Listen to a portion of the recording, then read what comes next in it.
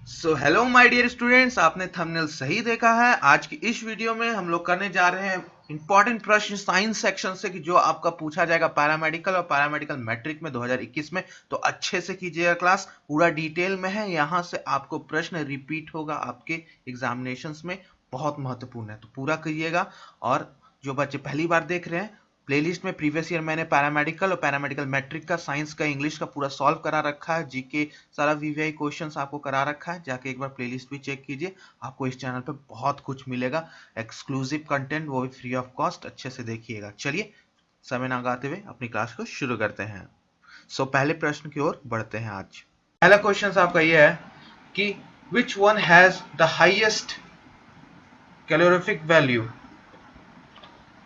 तो किसका एक का कैलोरी मान सर्वाधिक होता है? तो आपके ऑप्शन है पेट्रोल, हाइड्रोजन गैस, ब्यूटेन या लकड़ी। तो पेट्रोल है, हाइड्रोजन है, ब्यूटेन है और वुड है। तो आपको बताना है कि सबसे ज्यादा मान किसका रहता है। तो आइए इसको देखते हैं। तो ये क्वेश्चंस बहुत इजी है और ये आपका चैप्टर हाइड्रोजन के ऊपर पूछा गया है। चैप्टर हाइड्रोजन के ऊपर पूछा गया है, जो कि आपका क्लास 11th का चैप्टर है।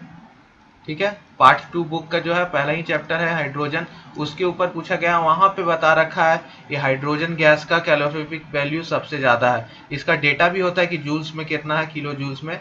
लेकिन आप डेटा नहीं भी याद रखोगे तो ये कॉमन सेंस का सवाल है कि हाइड्रोजन सबसे ज्यादा कैलोरीफिक वैल्यू रहता है, क्योंकि इसको हम लोग ईंधन के रूप में यूज करते हैं, फ्यूल्स फॉर रॉकेट्स।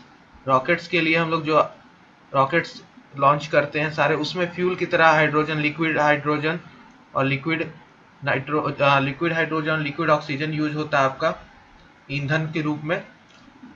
इसमें तो रॉकेट्स में, जो आपका रॉकेट स्पेस में जाता है, उसमें लिक्विड हाइड्रोजन और लिक्विड ऑक्सीजन यूज होता है। तो सबसे ज्यादा इसका हाईएस्ट कैलोरीफिक वैल्यू होता है इस वजह से।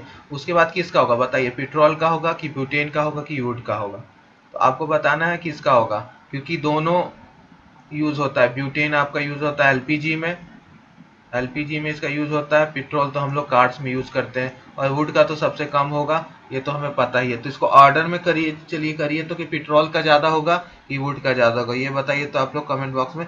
पेट्रोल का ज्यादा कैलोरीफिक वैल्यू होगा। इसके बाद में सबका डेटा भी लिखवा दूंगा किसका कितना कैलोरीफिक वैल्यू है, यानी कैलोरी मान किसका है।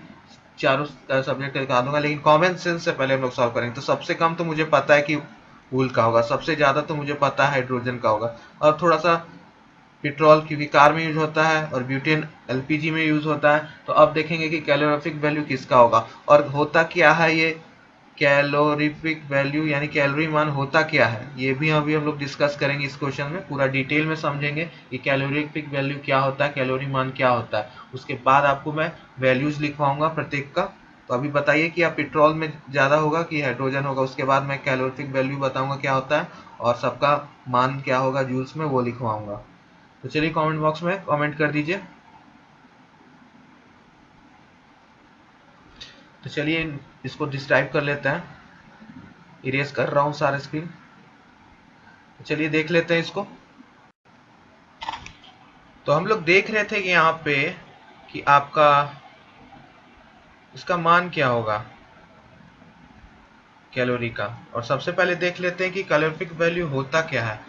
तो सबसे पहले आपका कैलोरी मान क्या होता है कि किसी भी फ्यूल्स को हम लोग जलाते हैं तो जलाने यानी कंबशन के दौरान उसमें कितना ऊर्जा, एनर्जी, हीट निकलती है, उसको हम लोग नापते हैं पर ग्राम में चाहे कैलोरी में। तो उसको हम लोग कहते हैं आपको कैलोरीफिक वैल्यू।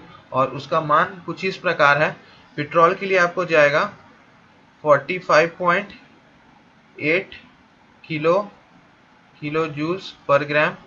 हाइड्रोजन गैस के लिए सबसे ज्यादा, क्योंकि ईंधन के रूप में यूज होता है रॉकेट्स के लिए, kilo joules per 150 kilo joules per ग्राम। और ब्यूटेन के लिए, यानी ये तो एलपीजी में यूज होता है, एलपीजी में यूज होता है तो इसका भी रहेगा ज्यादा मान, तो 60 किलो जूल्स पर ग्राम। यानी आपका एलपीजी किस चीज से बना रहता है? मुख्यतः प्रोपेन, प्रोपेन प्लस ब्यूटेन से बना हुआ रहता है। तो ये आपका हो गया।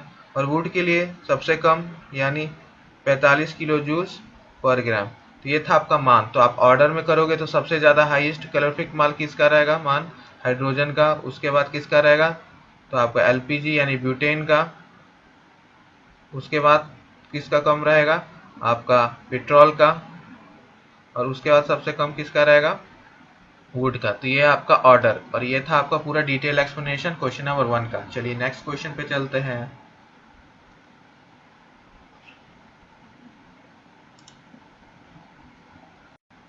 आइए अब नेक्स्ट क्वेश्चन देख लेते हैं। क्वेश्चन नंबर 2 आपसे क्या बोल रहा है कि coal gas is a mixture of. तो कोल गैस आपका किस चीज का मिक्सचर है, तो कोल गैस किस चीज का मिक्सचर है, ये भी आपका हाइड्रोजन हाइड्रोजन चैप्टर का ही क्लास 11th का टॉपिक से पूछा गया है। वहीं पे कोल गैस, सिन गैस, ये सब प्रोड्यूसर गैस के बारे में जिक्र कर रखा है। तो कोल गैस क्या है आपका, कोल गैस हम किसको बोलते हैं, तो कोल गैस मिक्सचर किस चीज का होता है, आइए देख लेते हैं और इसको डिटेल में भी देखेंगे हम लोग। कोल गैस किस चीज का मिक्सचर होता है, ठीक है।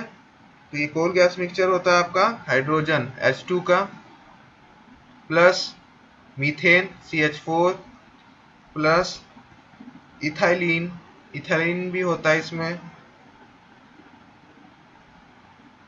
प्लस एसेटाइलिन, एसेटाइलिन भी होता है इसमें, प्लस CO। इतना चीज रहता है कोल गैस में।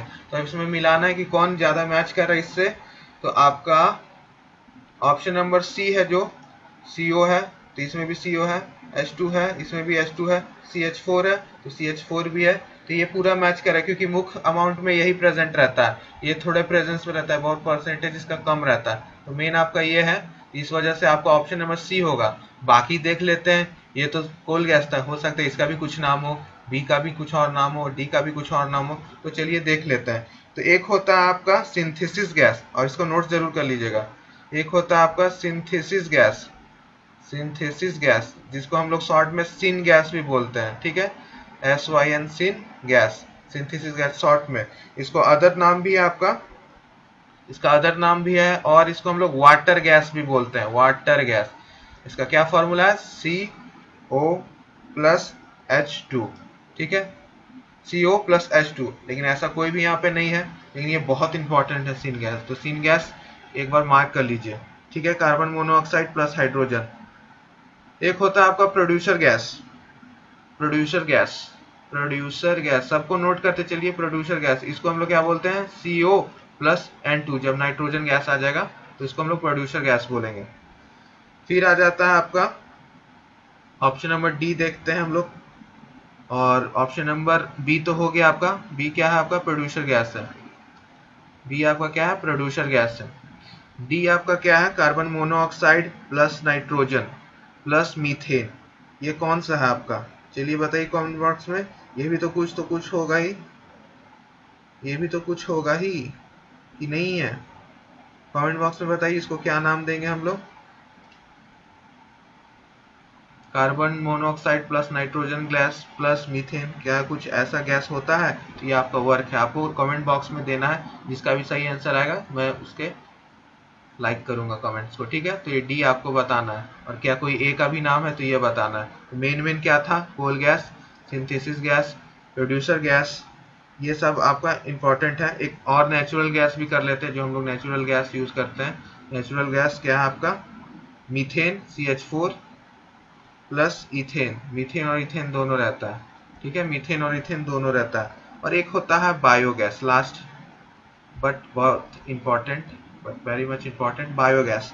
बायोगैस आपका क्या है, तो methane CH4 plus carbon dioxide CO2 plus hydrogen gas plus N2, इतना चीजों से बन के आपका बायोगैस बनता है, जो गोबर गैस भी हम लोग बोलते हैं। इसको क्या बोलते हैं, गोबर गैस। तो पूरा का नोट्स बना लीजिए आपका। ये फ्यूल्स के ऊपर था क्वेश्चन, फ्यूल्स, हाइड्रोजन फ्यूल्स के रूप में, तो हाइड्रोजन चैप्टर से फ्यूल्स के ऊपर क्वेश्चन था, ठीक है। चलिए नेक्स्ट क्वेश्चन पे चलते हैं। आई होप आपको ये क्वेश्चन समझ में आ गया होगा। नेक्स्ट क्वेश्चन आपसे क्या पूछ रहा है, Which one of the following element is a non-metal? इनमें से कौन सा एलिमेंट आपका नॉन मेटल है। तो इसमें बताना निम्नलिखित में से कौन सा एक तत्व अधातु है। तो सबसे पहले आपको क्या करना होगा, सबका आपको लिखना होगा। ये क्या है, X एक धातु दे रखा है जिसका 14 है, 14 क्या आपका Z, Z यानी एटॉमिक नंबर, और 28 आपका ए है यानी एटॉमिक मास। तो इस तरह से सबका लिख दीजिए, x 13 16, ठीक है। सी का क्या आपका x 12 24 और डी ए क्या आपका x 11 12। आइए इसको देखते हैं। तो आपका 14 है, तो यानी इसको 14 एटॉमिक नंबर वाला को हम लोग क्या बोलते हैं, तो सिलिकॉन बोलते हैं। याद है आपको atomic number, atomic mass with symbol, तो इसको हम लोग क्या बोलते हैं, सिलिकॉन। सिलिकॉन है ये। 12 वालों को क्या बोलते हैं, 12 वालों को क्या बोलते हैं, तो 12 वालों को हम लोग बोलते हैं मैग्नीशियम। मैग्नीशियम का 12 और 24। 13 वाला को क्या बोलते हैं, एल्यूमिनियम, 13 और 16। और 11 वालों को क्या बोलते हैं, सोडियम, ठीक है, सोडियम। और इसका 12 दे रखा है तो हम लोग इसको 12 लेके चलेंगे, लेकिन इसको 23 देना चाहिए था यहाँ पे, इसको 23 कर लीजिएगा, मिसप्रिंट हो सकता है क्वेश्चन में, ठीक है। तो आपको बताना है इसमें से अब धातु कौन सा है, अधातु कौन सा है। तो आपको पता है sodium, Na, aluminium, manganese, these और आर एस ब्लॉक एलिमेंट्स, सब एस ब्लॉक एलिमेंट्स हैं। तो ये तो सब आपका मेटल्स में कहलाता है X block element. All are electropositive element, सब विद्युत धनात्मक वाले तत्व हैं, मेटल्स हैं, धातु हैं। तो इसमें एक ही आपको अधातु दिख रहा है, सिलिकॉन। सिलिकॉन क्या आपका सेमीकंडक्टर्स में आता है, जिसको हम लोग अधातु भी बोलते हैं, नॉन मेटल्स भी बोलते हैं, क्योंकि ये धातु नहीं है तो नॉन मेटल्स भी जाएगा। सेमीकंडक्टर बनाने में भी सिलिकॉन और जर्मेनियम का यूज होता है, SI और G, लेकिन इसको हम लोग नॉन मेटल्स कैटेगरी में डाल सकते हैं, ठीक है।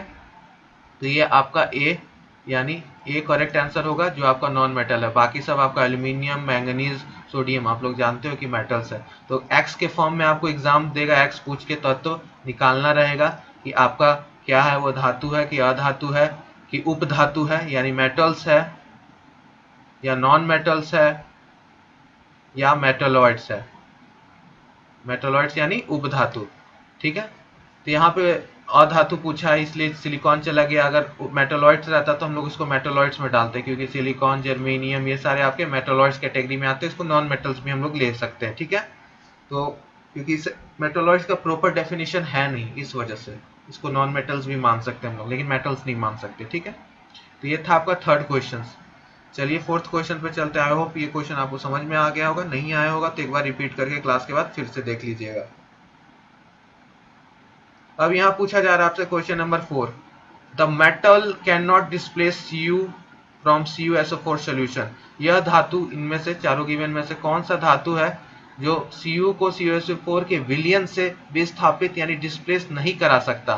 तो इसमें 3 मेटल्स हैं जो आपको करवा सकते हैं आपको विस्थापित। तो आपको बताना है इसमें से कौन सा मेटल है जो विस्थापित नहीं करा सकता। तो आपको ऑप्शंस क्या है, Na, Pb, लेड, जिंक और Hg।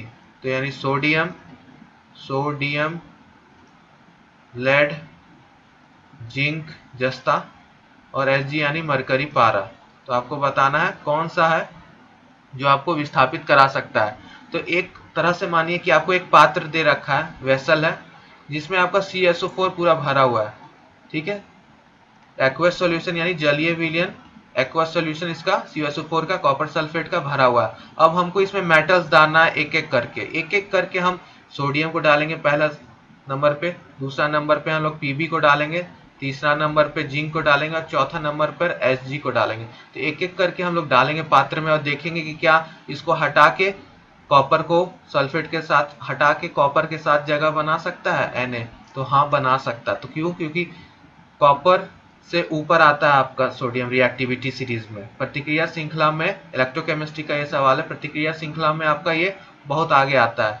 तो ये विस्थापित कर देगा, तो ये तो विस्थापित कर देगा। फिर Pb को डालेंगे एक बार, तो Pb को डालेंगे तो ये भी PbSO4 बना देगा, तो ये भी विस्थापित कर देगा। कॉपर को हटा के सल्फेट के साथ खुद जगह बना लेगा, तो ये भी विस्थापित कर देगा, क्योंकि ये भी कॉपर से ज्यादा प्रतिक्रियाशील है।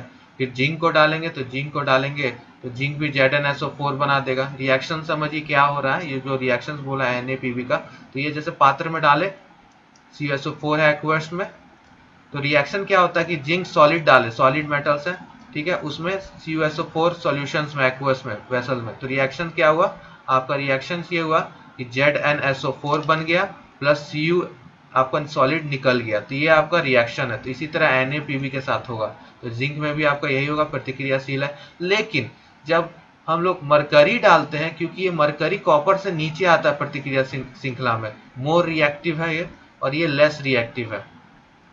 तो जब हम लोग जिंक मरकरी डालेंगे तो कोई रिएक्शन नहीं होगा, कॉपर से कमजोर है, लेस रिएक्टिव है, तो इसलिए Hg जाके सीधा यहाँ पे बैठ जाएगा नीचे, कोई रिएक्शन ही नहीं होगा, no reaction. When we will add Hg in CuSO4 there will be no reaction, no reaction, कोई रिएक्शन नहीं होगा। बाकी सब में भी स्थापित कर देगा, डिस्प्लेस कर देगा, लेकिन इसमें नहीं करेगा। तो ये था आपका प्रतिक्रिया श्रृंखला के ऊपर कि कौन ज्यादा रिएक्टिव है, कौन लेस रिएक्टिव है। तो ये ऑर्डर बन गया। तो सबसे ज्यादा यहाँ रिएक्टिव कौन है? सोडियम।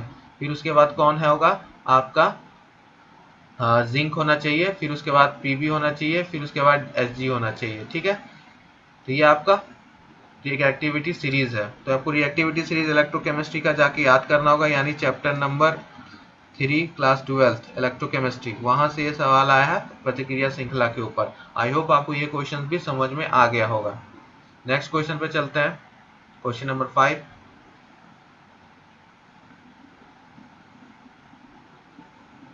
अब इसमें से बताना है व्हाट इज क्रायोलाइट। इनमें से क्रायोलाइट क्या है? तो आपका NaLO2 है, Al2O3 है, AlOH3 है और Na3AlF6 है। तो क्रायोलाइट इसमें से कौन सा है? तो सही ऑप्शन होगा डी, क्योंकि क्रायोलाइट हम Na3AlF6 को बोलते हैं। ठीक है, अब आपका होमवर्क है इसको क्या बोलते हैं, इसको क्या बोलते हैं, इसका नेम्स क्या है। तो आपको ये होमवर्क है, और जिसका हो जाएगा उसको कमेंट बॉक्स में वापस आके यहाँ कमेंट करना है। मैं देखूंगा कि कौन कौन कमेंट करता है, किसको आता है, किसने होमवर्क कर लिया, और जिसको अभी आता है तो कमेंट सेक्शन में करना है, ना कि लाइव चैट वाला में। लाइव चैट वाला में नहीं करना है, आपको कमेंट सेक्शन में जाके कमेंट्स करना है, और क्लास के बाद फीडबैक भी आपको यहीं पे देना है कमेंट सेक्शंस में, ना कि लाइव चैट में। ठीक है, लाइव क्लास वाला में नहीं देना है, कमेंट्स में देना है। ठीक है, होमवर्क भी और कुछ भी कमेंट्स, फीडबैक आपको क्लास कैसी लगी। ठीक है, और प्रत्येक स्टूडेंट्स का फीडबैक आना चाहिए। आपको क्लास अच्छी लगी तो अच्छी बताइएगा, बुरी लगी तो बुरी बताइएगा, और कमी रहेगी तो बताइएगा कि सर इसको थोड़ा सा और डिटेल में समझाइए। तो वहाँ मैं आपके प्रत्येक कमेंट्स को वैल्यूएबल की तरह ट्रीट करूंगा। तो ये था आपका डी Na3AlF6। तो इसको याद कर लीजिएगा क्रायोलाइट का। बाकी तीनों का आपका वर्क है, ये मैं आप पे छोड़ रहा हूँ, बहुत ईजी आपको मिल जाएगा। ठीक है, नेक्स्ट चलते हैं।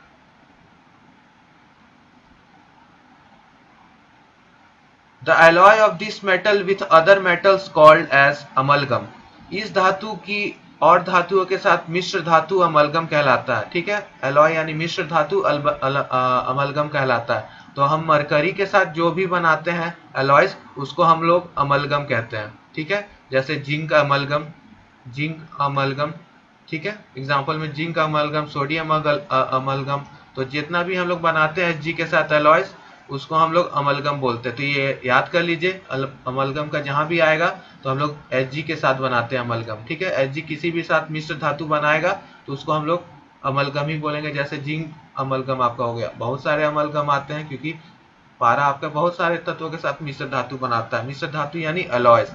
अलॉयज बहुत महत्वपूर्ण टॉपिक है। अलॉयज के ऊपर बहुत सवाल आते हैं प्रीवियस ईयर में। एक क्वेश्चन जैसे अभी मैं दे रहा हूँ अलॉयज के ऊपर, चलिए बताइएगा तो कमेंट बॉक्स में, और चैट, लाइव चैट में भी बताइएगा, और कमेंट बॉक्स में भी क्लास के बाद बताइएगा कि आपका ब्रास यानी पीतल, पीतल किस दो तत्वों से मिलकर बना हुआ, कौन से धातुओं से मिलकर बना हुआ है। तो पहला आंसर दे दीजिएगा आप लोग लाइव चैट में।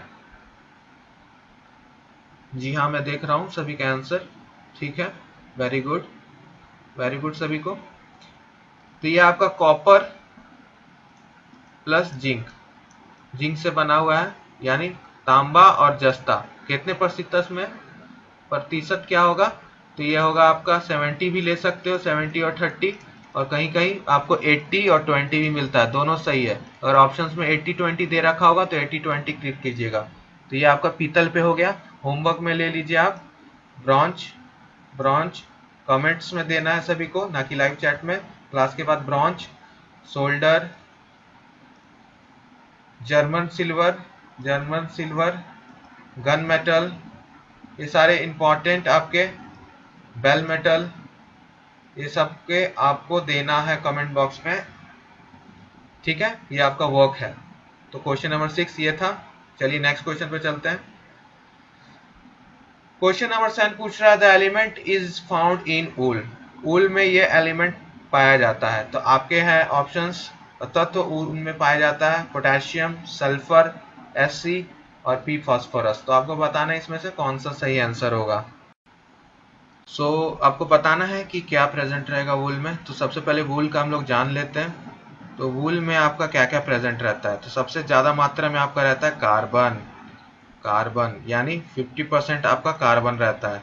उसके बाद आपका रहता है हाइड्रोजन, हाइड्रोजन भी क्या क्या कार्बोहाइड्रेट्स है, तो इसमें ये भी रहेगा, तो 12% ये। उसके बाद ऑक्सीजन 10%, कंपोनेंट्स में बता रहा हूँ ये किन किन चीज़ों से बनता है उल विथ परसेंटेज। ऑक्सीजन, उसके बाद आपका क्या है नाइट्रोजन, नाइट्रोजन नाइट्रोजन आपका 25%। उसके बाद और आ जाइए, उसके बाद आपका आ जाता है सल्फर, सल्फर आपका 3%। तो टोटल आपका हो गया 100%, ठीक है, पूरा जोड़ दीजिएगा तो 100%। तो ये था आपका कंपोजिशन, और यहाँ से आपको उत्तर भी मिल गया कि सल्फर आपका करेक्ट आंसर है, ठीक है।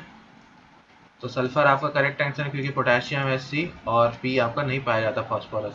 तो आपका करेक्ट आंसर हो गया बी यानी सल्फर। और ये पूरा वूल का आपका परसेंटेज था, इसका नोट्स बना लीजिएगा, ठीक है।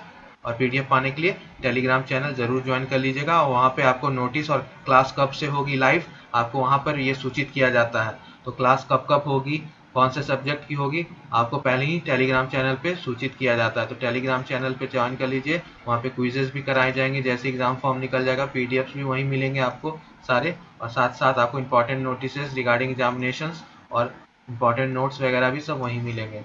तो ज्वाइन कर लीजिएगा टेलीग्राम चैनल को।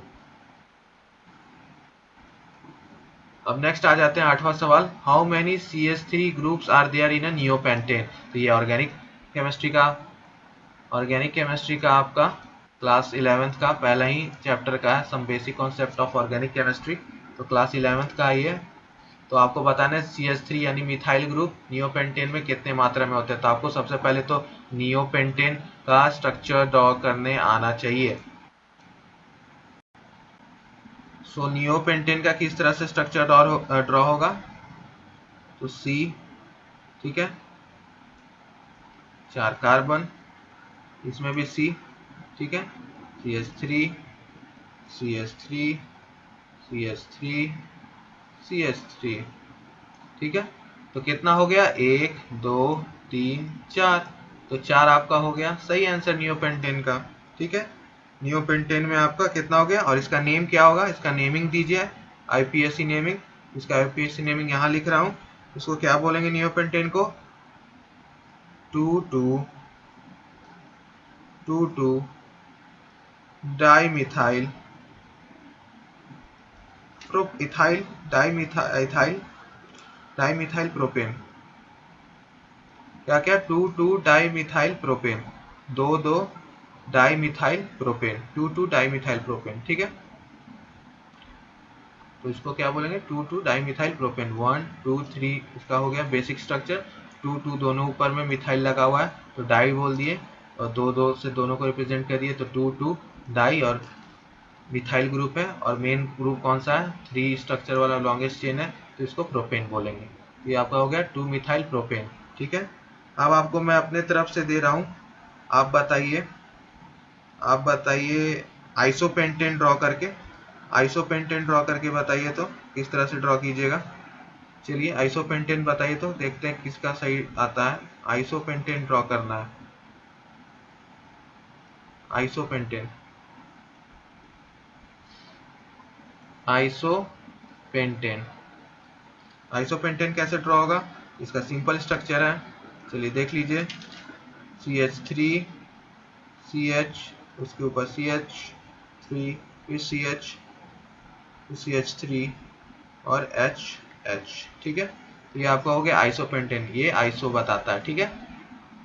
तो 1 2 3 4 5 टोटल आइसोपेंटेन है। उसका नेमिंग करेंगे तो क्या होगा, आइसोपेंटेन का आईपीएससी नेमिंग करेंगे तो क्या होगा, चलिए बताइए। ये तो हो गया इसका नॉर्मल आईपीएससी नेमिंग, बताइए। IUPAC नेमिंग बताइए इसका आइसोपेंटेन का। चलिए चैट बॉक्स लाइव चैट में मैं देख रहा हूँ इसको किस तरह से नेमिंग कीजिएगा। तो इसको हम लोग क्या बोलेंगे, 1 2 3 4 टू मिथाइल ब्यूटेन। इजी है, 4 कार्बन है ना, 1 2 3 और 4, तो ये लॉन्गेस्ट कार्बन चेन हो गया। और इधर से लेंगे क्योंकि इधर मिथाइल ग्रुप है, तो 2 पे मिथाइल है तो 2 मिथाइल और ब्यूटेन। ये था आपका। इसी तरह से आपको पूछेगा isopentane, neopentane, turned butyl, isopropyl, ये सब आपको आने चाहिए। तो ये सब आपको some basic concept of chemistry का दे रखा है, तो ये सब आपको अच्छे से हो जाने चाहिए। ठीक है, नेक्स्ट हम लास्ट प्रश्न पे चलते हैं। The carbide of this element is used in the laboratory for the preparation of acetylene। ये बहुत इंपॉर्टेंट प्रश्न है, ये भी आपका क्लास 11th ऑर्गेनिक केमिस्ट्री से पूछा गया है कि आपका इस तत्व का कार्बाइड प्रयोगशाला में एसिटिलीन को बनाने के लिए विधि में यूज किया जाता है। तो इसका आंसर तो कैल्शियम होगा, लेकिन रिएक्शंस भी देख लेते हैं कि क्या होगा। कि आपका क्वेश्चंस क्या है कि the carbide of this element is used in the laboratory for the preparation of acetylene. तो ये आपको बताना है, तो इसका रिएक्शंस क्या होगा पूरे अच्छे से। चलिए मैं एक्सप्लेन कर देता हूँ स्टेप बाय स्टेप, जैसे हर क्वेश्चंस को हम लोग एक्सप्लेन करते हैं और किस प्रकार से आपको लेबोरेटरी में प्रिपेयर होता है वो भी हम लोग देख लेंगे। तो ये रिएक्शंस क्या है आपका, इस प्रकार से आपका होता है। ठीक है, आइए तो इसको देख लेते हैं पूरा चार्ट को। इसको हम चार्ट का नाम दे देते हैं कैल्शियम कार्बाइड प्रोडक्शन। अब पूरा चार्ट में आपको समझ में आ जाएगा और ये चार्ट आगे भी आपको काम देगा। तो सबसे पहले ले लेंगे हम कैल्शियम कार्बोनेट, ठीक है, सॉलिड फॉर्म में। इसको हम लोग कन्वर्ट करेंगे CaO सॉलिड में प्लस CO2 गैस में हीट देने के से, ठीक है, हीट देने से। ठीक है, बाद में कैल्शियम से हम लोग गर्म करके कोक निकालेंगे कैल्शियम ऑक्साइड से 2000 डिग्री सेल्सियस देके। तो ये कन्वर्ट हो जाएगा, मतलब कोक देंगे इसको, कोक के प्रेजेंस में, तो आपको CaCO2 यानी कैल्शियम कार्बाइड बनेगा। कैल्शियम कार्बाइड बनेगा ये, यानी सॉलिड फॉर्म में। तो ये कैल्शियम ऑक्साइड में हम लोग कोक देंगे इतना डिग्री पे, एंजाइम्स कैटलिस्ट जो भी बोल दिए, तो आपका CaCO2 बनेगा। और उसके बाद इसको हम लोग कन्वर्ट कराएंगे विद द रिएक्शंस, तो ये आपका क्या देगा C2H2, ठीक है, गैस में, और प्लस कैल्शियम हाइड्रोक्साइड। ठीक है, तो इस वे से हम लोग कैल्शियम कार्बाइड का यूज करते हैं for the production of acetylene C2H2। प्रश्न आपसे यहाँ पूछा जा रहा है कि which is the correct spelling. तो इसमें स्पेलिंग का क्वेश्चन है, जो कि हर साल एक क्वेश्चन आपको दिख ही जाता है, 1 से 2 क्वेश्चन स्पेलिंग के ऊपर। तो यहाँ पे आपको बताना है करेक्ट स्पेलिंग क्या होगा। तो पहला आपका मरमर, दूसरा इसका मरमर, तीसरा भी आपका मरमर, और चौथा भी आपका मरमर। तो इसमें आपको करेक्ट स्पेलिंग यानी करेक्ट वर्ड ढूंढना है। तो करेक्ट होगा आपका A, और उसका मतलब क्या होगा MUR। MUR का मतलब क्या होता है, मरमर का मतलब बड़बड़ाहट। नहीं बोलते कि क्यों मरमर कर रहे हो, ठीक है, बड़बड़ाहट क्यों कर रहे हो, मतलब एक कांस्टेंट लो वॉइस बैकग्राउंड से आते रहता है, उसको हम लोग बोलते हैं मरमर। ठीक है, तो अ लो कॉन्टिन्यूअस बैकग्राउंड वॉइस, ठीक है, अ लो कॉन्टिन्यूअस बैकग्राउंड वॉइस। तो ये आपका करेक्ट स्पेलिंग हो जाएगा मरमर का। ठीक है, सो ये आपका पहला क्वेश्चन हो गया। इसी तरह से आपको स्पेलिंग्स के ऊपर आएगा क्वेश्चंस माय डियर स्टूडेंट्स। तो स्पेलिंग के ऊपर एक क्वेश्चन बिहार पैरामेडिकल में इंग्लिश से रहता ही रहता है हर ईयर में। ठीक है, तो इस ईयर यानी 2021 वाला में भी आपको आएगा। ठीक है, नेक्स्ट क्वेश्चन पे चलते हैं। चलिए, सो नेक्स्ट क्वेश्चन है आपका this word is incorrectly spelled. फिर से आपको स्पेलिंग के ऊपर ही दूसरा सवाल है 2017 में कि इनमें से कौन सा स्पेलिंग जो गलत है, यानी आपको जो गलत स्पेल्ड है। ठीक है, तो इसमें से कौन सा होगा। तो पहला है mutual, B multitude, C munificent, D monotonous. तो इसमें से म्यूचुअल, ये तो सही है। म्यूचुअल का मतलब क्या होता है आपका? आपसी, यानी बोलते म्यूचुअल रिलेशनशिप, आपसी रिश्ता। म्यूचुअल रिलेशनशिप हो गया, म्यूचुअल फंड हो गया, ठीक है। तो ये आपका हो गया आपसी, ठीक है, परस्पर भी बोल सकते हैं इसको। मल्टीट्यूड का मतलब क्या हो गया आपका? भीड़। मल्टीट्यूड का मतलब क्या हो गया? क्राउड। मल्टीट्यूड का मतलब क्या हो गया आपका? क्राउड। क्राउड लिख लीजिएगा मल्टीट्यूड का मतलब। सी ऑप्शन देखते हैं, ये भी सही है मल्टीट्यूड। सी ऑप्शन आपका म्यूनिफिसेंट है, जो कि एक गलत है, गलत स्पेलिंग है। सही स्पेलिंग क्या होगा इसका? M M U N E F I CENT के जगह पे आपका बस एक वर्ड का चेंज होगा, जो कि आपको ई के जगह पे आई कर देना होगा, म्यूनी, ठीक है। तो आई कर दीजिए इसको। अब करेक्ट हो गया, MUNIFICENT। इसका मतलब क्या होता है? नीरस, ठीक है, नीरस। और बचा आपका डी भी देख लेते हैं। ऑप्शन तो सी सही होगा, डी भी देख लेते हैं। हम लोग तो प्रत्येक ऑप्शंस को डिस्कस करते हैं, यही हमारी पहचान है कि हम लोग सिर्फ टिक नहीं लगवाते हैं, सारे क्वेश्चंस को डिस्कस करते हैं, ऑप्शंस को। तो डी यानी मोनोटोनस। मोनोटोनस आपका क्या बतलाता है? मोनोटोनस का मतलब होता है, सॉरी, मोनोटोनस का मतलब आपका नीरस होता है। थोड़ा सा गलती हो गया। मोनोटोनस का मतलब आपका नीरस होता है। और म्यूनिफिसेंट का मतलब होता है आपका डिस्प्लेइंग ग्रेट जेनरोसिटी, ठीक है। हम लोग ग्रेट जेनरोसिटी करते हैं डिस्प्ले, उसको बोलते हैं, ठीक है। जिसको कर लीजिए ग्रेट जेनरोसिटी। जेनरोसिटी। अब आपका काम है, जेनरोसिटी का मतलब क्या है? मैं अच्छे से लिख दे रहा हूं, जेनरोसिटी GENEROSITY।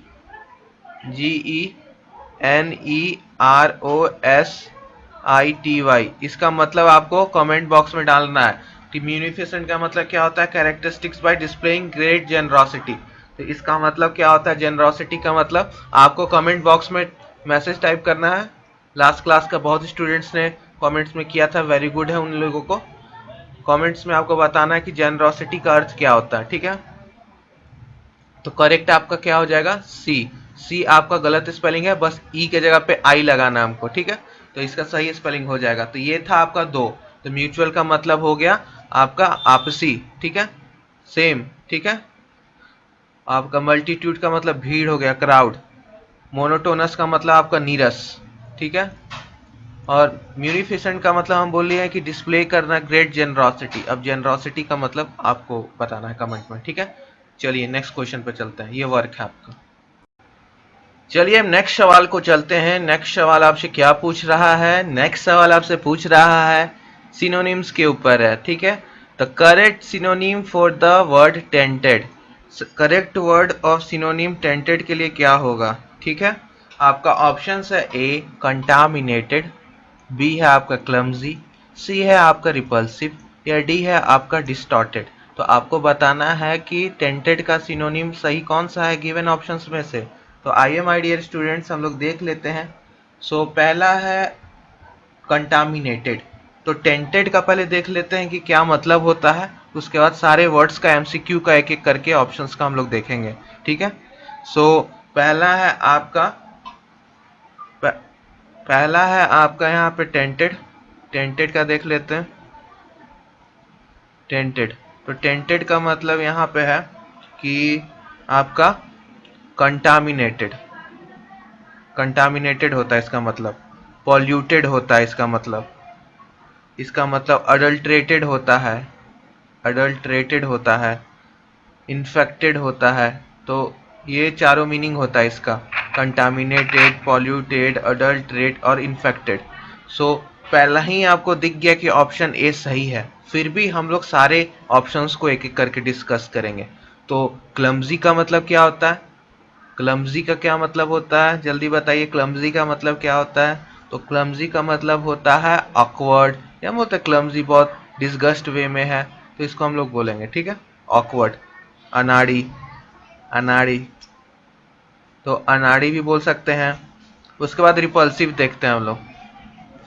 रिपल्सिव, तो रिपल्सिव का मतलब क्या होता है आपका, एडजेक्टिव के रूप में अगर इस शब्द को हम लोग यूज करेंगे तो इसका मतलब हो जाएगा अराउजिंग इंटेंस डिस्टेस्ट और डिसगस्ट। ठीक है, तो रिपल्सिव का मतलब ये हो गया डिस्टेस्ट और डिसगस्ट। ठीक है, एडजेक्टिव के रूप में अगर इस्तेमाल करेंगे तो। ठीक है, और लास्ट डिस्टॉर्टेड। डिस्टॉर्टेड का अर्थ क्या होगा आपका, डिस्टॉर्टेड इसका अर्थ होगा कि आपका विकृत, विरूपण, डिस्टॉर्शन सुने हैं ना, सो रूप बिगड़ा हुआ। तो रूप बिगड़ा हुआ हम लोग इसको कहेंगे कि आपका यहाँ पे इसका मतलब अर्थ ये हो जाएगा, तो रूप बिगड़ा हुआ। तो ये था आपका चारों वर्ड्स का मतलब, और सही आंसर आपका कंटामिनेटेड। टेंटेड का मतलब क्या होता है, कंटामिनेटेड, गंदगी, पॉल्यूटेड, मिलावट यानी अडल्टरेट, इन्फेक्टेड, ये सारा का मतलब हो जाएगा आपका टेंटेड यानी ए। तो ए सही हो जाएगा।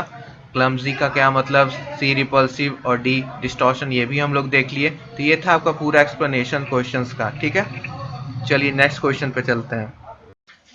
तो चलिए नेक्स्ट क्वेश्चन पे आ जाते हैं माय डियर स्टूडेंट्स, और नेक्स्ट क्वेश्चन है द करेक्ट एंटोनिम ऑफ इन्वेक्टिव। तो इन्वेक्टिव का आपको करेक्ट एंटोनिम बताना है। सो क्या होगा इसका करेक्ट मतलब, एंटोनिम अपोजिट वर्ड। तो पहले इन्वेक्टिव का देख लेते हैं, इसका मतलब क्या होता है आपका। इन्वेक्टिव का मतलब क्या होता है, इसका मतलब होता है एब्यूज। ठीक है, इंसल्ट करना, गालियां देना, एब्यूज करना। तो ये तो हो गया इसका मतलब, तो सिनोनिम्स हो गया एब्यूज। ठीक है, कमेंटेशन का मतलब देख लेते हैं। कमेंडेशन का मतलब देख लेते हैं। कमेंडेशन का मतलब क्या होता है आपका, प्रेज करना। ठीक है, फॉर्मल या ऑफिशियल प्रेज। तो ये आपका विपरीत शब्द है, यहाँ पे एंटोनिम्स है। यहाँ पे अब्यूज कर रहे हैं, इंसल्ट कर रहे हैं, यहाँ पे प्रेज कर रहे हैं, प्रोत्साहित कर रहे हैं। तो आपका सही एंटोनिम बी होगा, कमेंडेशन। सी तो आपको होगा नहीं, सिनोनिम्स है। प्लीजेंट का मतलब क्या होता है, enjoyable, happy, good, sense of happiness. और कॉर्डियल का मतलब क्या होता है आपका, वार्म एंड फ्रेंडली। तो ये भी नहीं होगा, वार्म एंड फ्रेंडली, तो ये भी नहीं होगा आपका। तो सही क्या होगा आपका, बी, कमेंटेशन। सो इसका करेक्ट हो जाएगा बी। ठीक है, तो कहीं कहीं पे वर्ड्स आपको थोड़ा सा कंफ्यूजिंग करेंगे, लेकिन आप सबसे पहले यहाँ पे इलिमिनेशन मेथड हटाइए कि एमसीक्यूज के ऑप्शंस को देखिए और उसको हटाते जाइए। तो यहाँ साफ साफ प्लीजेंट दिख रहा है कि नहीं होगा, एब्यूज दिख रहा नहीं होगा, फिर आप कंफ्यूज होगा कि बी होगा या डी होगा। ठीक है, तब थोड़ा सा चांसेस तो बढ़ जाएगा आपका सही टिक करने का, क्योंकि नेगेटिव मार्किंग है नहीं। तो अगर आपको नहीं भी पता है तो फिर ये दोनों तो ऐसे ही हटा दीजिए, एब्यूज और प्लेजेंट, ये तो इजी वर्ड है, ये तो पता ही होगा। ठीक है, तो ये बी डी में आपको दिक्कत होगा, लेकिन इसके लिए आपको कम से कम इसका मतलब तो आना चाहिए, नहीं तो आपको इसका मतलब नहीं भी पता है, जैसे इन्वेक्टिव का मतलब नहीं भी पता, लेकिन ये चारों का वर्ड्स का आपको मतलब पता है, तो भी आप कर सकते हो क्वेश्चन। सबका मीनिंग समझ लीजिए क्या है, उसमें देखिए कि कॉमन क्या मिल रहा है इन्वेक्टिव से आपको, उस केस में भी आप कर सकते हो। ठीक है, अगर आपको तीनों वर्ड कॉमन दिख रहा है मीनिंग, तो जो नहीं है अनकॉमन है उसको टिक मारिए।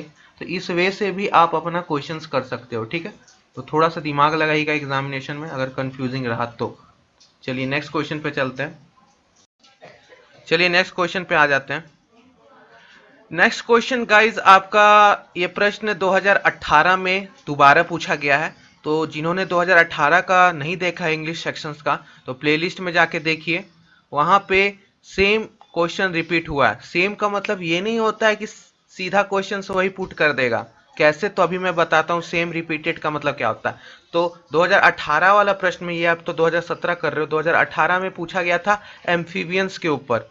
एम्फीबियंस का मतलब क्या होता है, ठीक है, तो एम्फीबियंस के ऊपर आपका पूछा गया था। ठीक है, और यहाँ पे उसी वर्ड का आगे का प्रीफिक्स को, एम्फी को, यहाँ पूछा जा रहा है क्या मतलब होता है। तो एम्फीबियंस यानी उभयचर का मतलब क्या होता है, तो जो दोनों लैंड और वाटर पे रहे। ये क्वेश्चन था आपका 2018 का।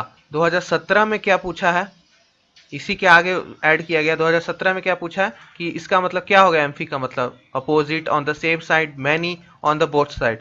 तो एम्फीबियंस का मतलब क्या होता है, लैंड एंड वाटर बोथ, तो बोथ साइड्स एम्फी का मतलब हो जाएगा। तो ये क्वेश्चन आगे रिपीट हुआ है, जाके 2018 का प्रश्न देखिए, और जो देख रखे हैं तो उनको पता है। तो माय डियर स्टूडेंट, इसी तरीका से साइंस का भी क्वेश्चंस रिपीट होता है। रिपीट का मतलब ये नहीं होता कि डिट्टो 100% आपको रट लेना है, क्वेश्चन हो जाएगा, कभी नहीं। मैं कहता हूं ना कि 25 क्वेश्चन जो साइंस से आता है आपका प्रीवियस ईयर से 10 से 15 क्वेश्चन रिपीटेड रहता है। तो इसका मतलब ये नहीं है कि सीधा क्वेश्चन पूछ देगा। टॉपिक सेम रहेगा, क्वेश्चंस का पैटर्न सेम रहेगा, ठीक है। हो सकता है थोड़ा बहुत न्यूमेरिकल वैल्यू चेंज करके क्वेश्चन पूछ दे, लेकिन बहुत रेयर केस में। लेकिन रिपीटेड बोलता हूँ कि 10 से 15 क्वेश्चन आपको पूछेगा, तो टॉपिक पैटर्न ये सब सेम रहेगा, क्वेश्चंस तो अलग ही रहता है ना। तो इसको बोलते हैं रिपीटेड। रिपीटेड का मतलब ये मत समझिए कि बैठ के क्वेश्चन रट लिए काम हो जाएगा, नहीं, वैसे नहीं होगा आपका काम। आपको पूरा अच्छा से टॉपिक जैसे मैं करवाता हूँ, प्लेलिस्ट में जाके देखिए। जो नए स्टूडेंट्स देख रहे हैं पहली बार वीडियो, तो प्लेलिस्ट में मैंने पैरामेडिकल और पैरामेडिकल डेंटल का, साइंस का सारे प्रीवियस ईयर करा रखा है, ईयर बाय ईयर 2010 से लेके 20 तक। जाके प्लेलिस्ट में देखिए, पीएमपीएमडी के नाम से होगा प्लेलिस्ट में जाके, ठीक है। लिंक मैं डाल दूंगा डिस्क्रिप्शन बॉक्स में, देख लीजिएगा प्लेलिस्ट का। तो प्लेलिस्ट में जाके देखिए और वहां पे सॉल्व कीजिए, ठीक है। तो इसका करेक्ट आंसर डी होगा, ऑन द बोथ साइड्स। और क्वेश्चंस रिपीट होते हैं, ठीक है। तो अच्छे से प्रीवियस ईयर पे अपना कमांड कर लीजिए। नेक्स्ट क्वेश्चन पे चलते हैं। चलिए नेक्स्ट क्वेश्चन के ऊपर चलते हैं। नेक्स्ट क्वेश्चन आपसे क्या पूछ रहा है, identify the correct expelled word. इस साल आपका बहुत सारा क्वेश्चंस स्पेलिंग्स के ऊपर आया है, एंटोनिम और सिनोनिम्स के ऊपर आया है, ठीक है। तो इस पे आपको ज्यादा ध्यान देना है। सो क्वेश्चन क्या है, करेक्ट आपको स्पेल्ड वर्ड बताना। तो सबसे पहले रेकमेंडेड, क्या ये सही स्पेलिंग है, यस और नो? ये करेक्ट स्पेलिंग है, ठीक है, ये करेक्ट स्पेलिंग है। बी देख लेते हैं, रेफरेंस, नहीं, ये रेफरेंस का गलत वर्ड मीनिंग है। नाइव है, इसका भी गलत है। सीज भी, इसका भी आपका गलत है। तो ए तो आपका सही है। रेकमेंड, रेकमेंड का मतलब क्या होता है, किसी का सिफारिश करना, ठीक है, किसी का सिफारिश करना, पुट फॉरवर्ड, ठीक है। ये तो सही स्पेलिंग है। बाकी बी सी डी गलत क्यों है, ऑप्शंस को डिस्कस कर लेते हैं। तो रेफरेंस, स्पेलिंग करेक्ट क्या होगा आपका, REFERENCE, रेफरेंस। रेफरेंस का मतलब क्या है, किसी को मेंशन करना। कभी बोलता हूँ ना कि इस बुक को रेफर कर लीजिएगा, 2.2 टेबल को रेफर कर लीजिएगा, तो वहां से आप एक बार रेफरेंस ले लीजिएगा, तो उसको मैं मेंशन करता हूँ वहां पे। तो इसका मतलब होता है द एक्शन ऑफ मेंशनिंग, ठीक है। तो किसी चीज को मेंशन करना। तो मैं भी कोई चीज पढ़ाता हूँ, जैसे बायो और केमिस्ट्री का जो मैंने प्रीवियस ईयर कराया, तो उसमें नहीं बोलता हूँ कि table 2.2 figure 2.2 NCERT page number 66 से रेफर कर लीजिएगा। तो रेफरेंस का मतलब ये हो गया कि वहां से एक बार जरूर देखिएगा, ये क्वेश्चंस वहां से रिलेटेड है, ठीक है। तो इस रेफरेंस का मतलब ये हो गया, ठीक। अब नाइव, नाइव का सही स्पेलिंग क्या होगा, NAIVE, नाइव। नाइव का मतलब क्या होता है, लैक ऑफ एक्सपीरियंस, ठीक है। विजडम और judgement, lack of judgement wisdom, ठीक है। तो अनाड़ी बोलिए उसको, ठीक है। किसी में विजडम ना हो, नाइव हो, दुष्ट कह सकते हो, जजमेंट, ठीक है। और सीज का क्या होगा, SIEGE, देख रहे हो, थोड़ा सा अंतर है बस, EI को आगे पीछे कर दिया है। सीज का मतलब क्या होता है, घेराबंदी। तो घेराबंदी, ठीक है, जैसे कोई आंदोलन वगैरह करते हैं तो नहीं बोलते घेराबंदी कर दिया गया पूरा पार्लियामेंट का चारों तरफ से, कि कोई भी ना पहुंच पाए क्या बोलते हैं उसको, आंदोलन करने वाला को। सो ये हो गया आपका घेराबंदी, सीज का मतलब चारों तरफ से प्रोटेक्शन कर देना, घेराबंदी कर देना। तो ये था आपका पूरा एक्सप्लेनेशन इस क्वेश्चन का। चलिए नेक्स्ट क्वेश्चन पे चलते हैं my dear students. Next questions के ऊपर चलते हैं, और नेक्स्ट क्वेश्चन आपसे क्या पूछ रहा है, तो नेक्स्ट क्वेश्चन है कि identify the incorrectly spelled word. यहाँ पे आपको इनकरेक्टली स्पेल्ड वर्ड को बताना है। तो यहाँ पे जो गलत है एक वर्ड ऑप्शंस में, उसको आपको टिक करना है। तो आपका पहला वर्ड है कर्टियस, दूसरा है इफिशिएंट, तीसरा है आपका इनोरेनियस, ठीक है, और डी है लूज। तो इसमें से कौन सा वर्ड आपका गलत स्पेल्ड है? तो पहले देख लेते हैं ए कर्टियस का, क्या कर्टियस का स्पेलिंग सही है? So yes, this is correct. Courteous का मतलब क्या होता है आपका, विनम्र, क्या होता है, विनम्र, और स्पेलिंग भी सही है। और इफिशिएंट का मतलब क्या होता है आपका? कुशल। कुशल। क्या इसका वर्ड मीनिंग सही है? तो यस, इसका भी सही है। अब तीसरा देख लेते हैं, इनोरेनियस। क्या इसका वर्ड मीनिंग सही है? नहीं, गलत है। तो करेक्ट क्या होगा आपका? E double R O N E O U S. इसका मतलब क्या होता है? मीनिंग गलत। ठीक है, रॉन्ग, इनकरेक्ट। ठीक है, इसका मतलब इनएक्यूरेट। ठीक है, इनएक्यूरेट इसका मतलब होता है। डी आ जाते हैं, लूज। लूज का तो सही है। लूज का मतलब क्या आता है? ढीला। तो ये भी आपका सही है। ठीक है, तो गलत क्या था आपका स्पेलिंग? बस एक आर और लगाना था। ठीक है, तो ये आपका सही वर्ड मीनिंग हो गया। ठीक है, नेक्स्ट क्वेश्चन पे चलते हैं माय डियर स्टूडेंट। और इस साल देख रहे हो बहुत सारा क्वेश्चन आया था 2017 में, एंटोनिम, सिनोनिम्स और इनकरेक्टली और करेक्टली स्पेल्ड पे। तो इस पे रेडी रहिए। इसके लिए आपको कुछ करना नहीं है, पढ़ना नहीं है, बस आपको वर्ड पावर मजबूत करना है। तो इसके लिए आप बस अपना वर्ड पावर मजबूत कीजिए।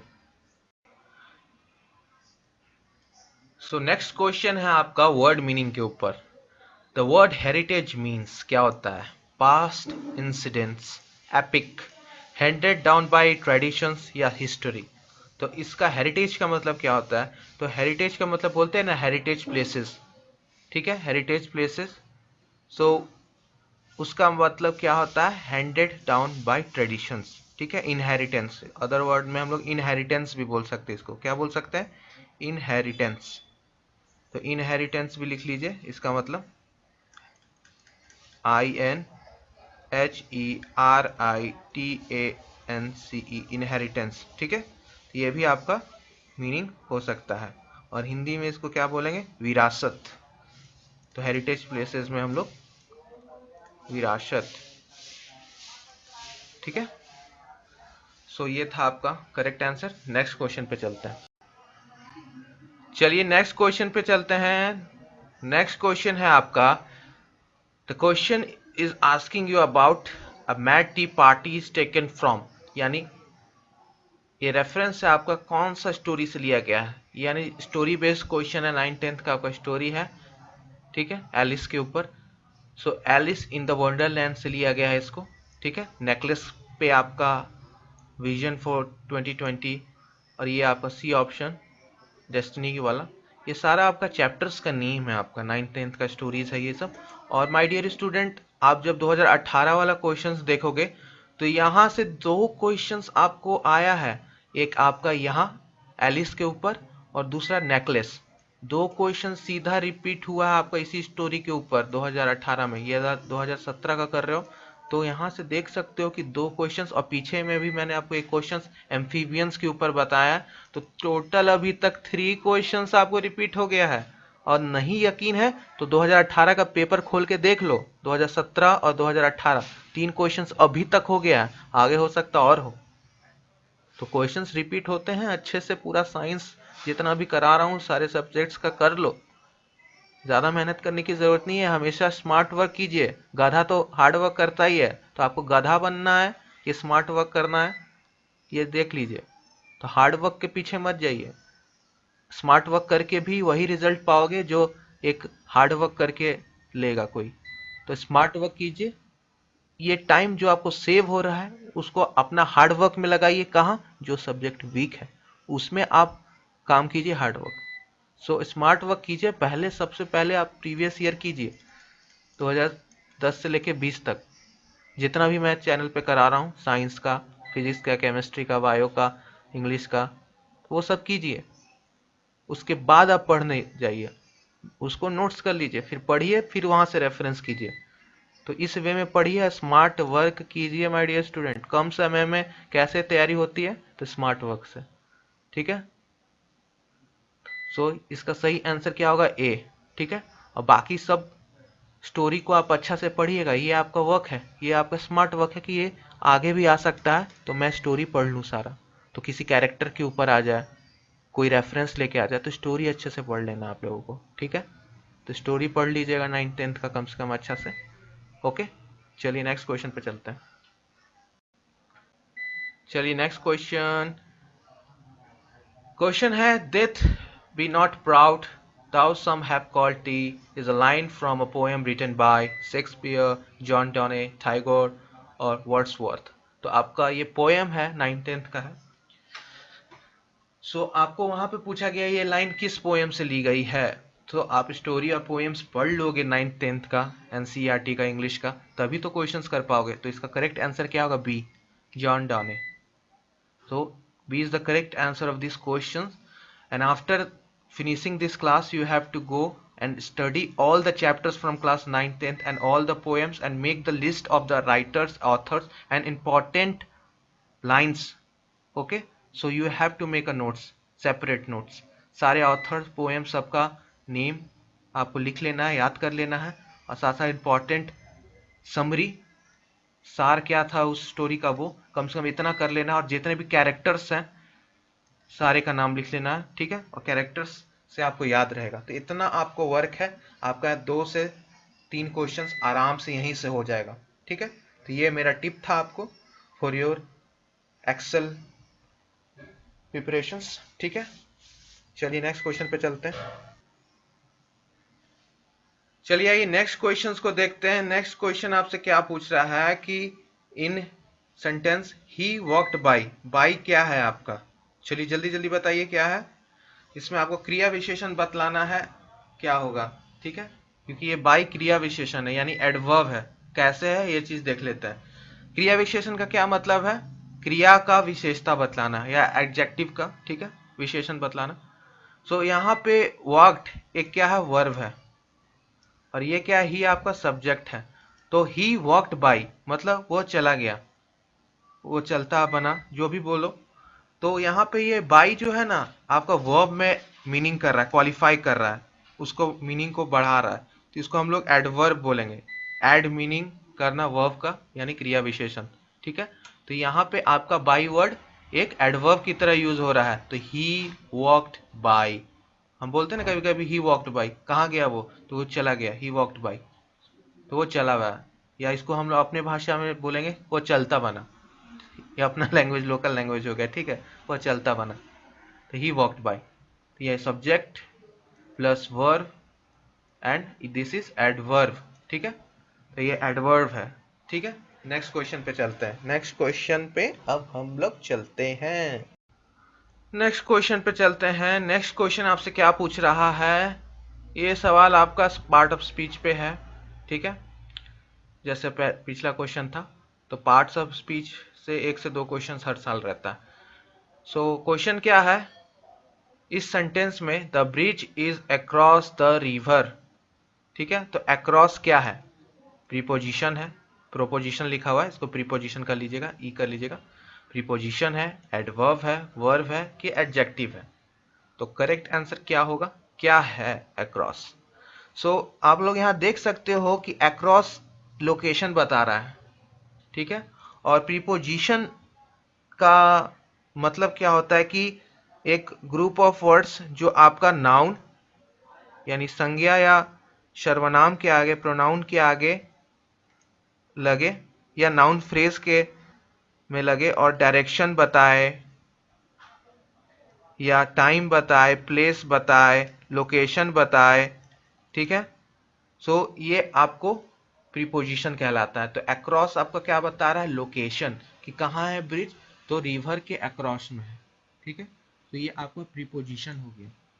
अब बहुत इजी था क्योंकि एडवर्ब तो होता नहीं, वर्ब तो होता नहीं, एडजेक्टिव भी नहीं होता, तो ये लोकेशन बता रहा है। सीधे हमको डेफिनेशन से ही प्रीपोजिशन का पता चल गया कि आपका ये क्या है, तो प्रीपोजिशन।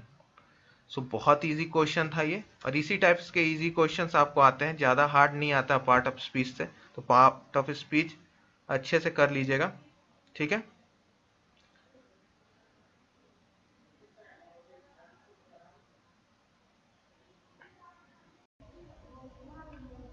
नेक्स्ट क्वेश्चन सॉल्व करते हैं। नेक्स्ट क्वेश्चन आपका क्या पूछ रहा है?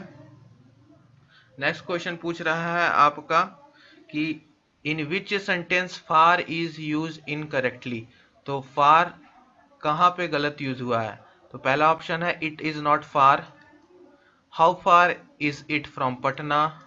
सी है Singapore is far from London and Oxford isn't far from London. ठीक है, तो यहाँ पर आपको फार का इनकरेक्टली कहाँ यूज किया गया है। ठीक है, तो ये आपका सबसे पहले देख लेते हैं फार हम लोग किस किस तरह से यूज कर सकते हैं। इसका हम लोग यूज एडवर्ब में भी कर सकते हैं और एडजेक्टिव दोनों के फॉर्म में यूज कर सकते हैं हम लोग।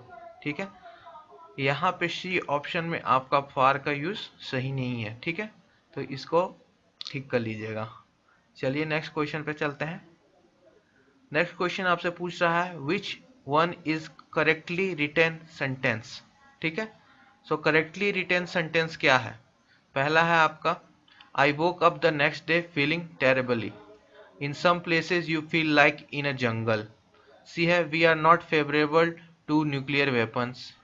ठीक है, और डी है आपका she says that she feels trapped in the job. तो आपका करेक्टली रिटन सेंटेंस कौन सा इसमें, तो करेक्टली रिटन है आपका option A I woke up the next day feeling terribly. ठीक है, तो आप करेक्ट क्या हो गया, आपका पहला हो गया सेंटेंसेस। चलिए नेक्स्ट और लास्ट क्वेश्चन को देख लेते हैं। Which one of the following has an adverb phrase. तो आपको एडवर्ब फ्रेजेस को इसमें यूज किया गया। तो क्वेश्चन है they went round the garden, the captain of the ship was drowned, to err is human, और walking a mile early in the morning is a good exercise.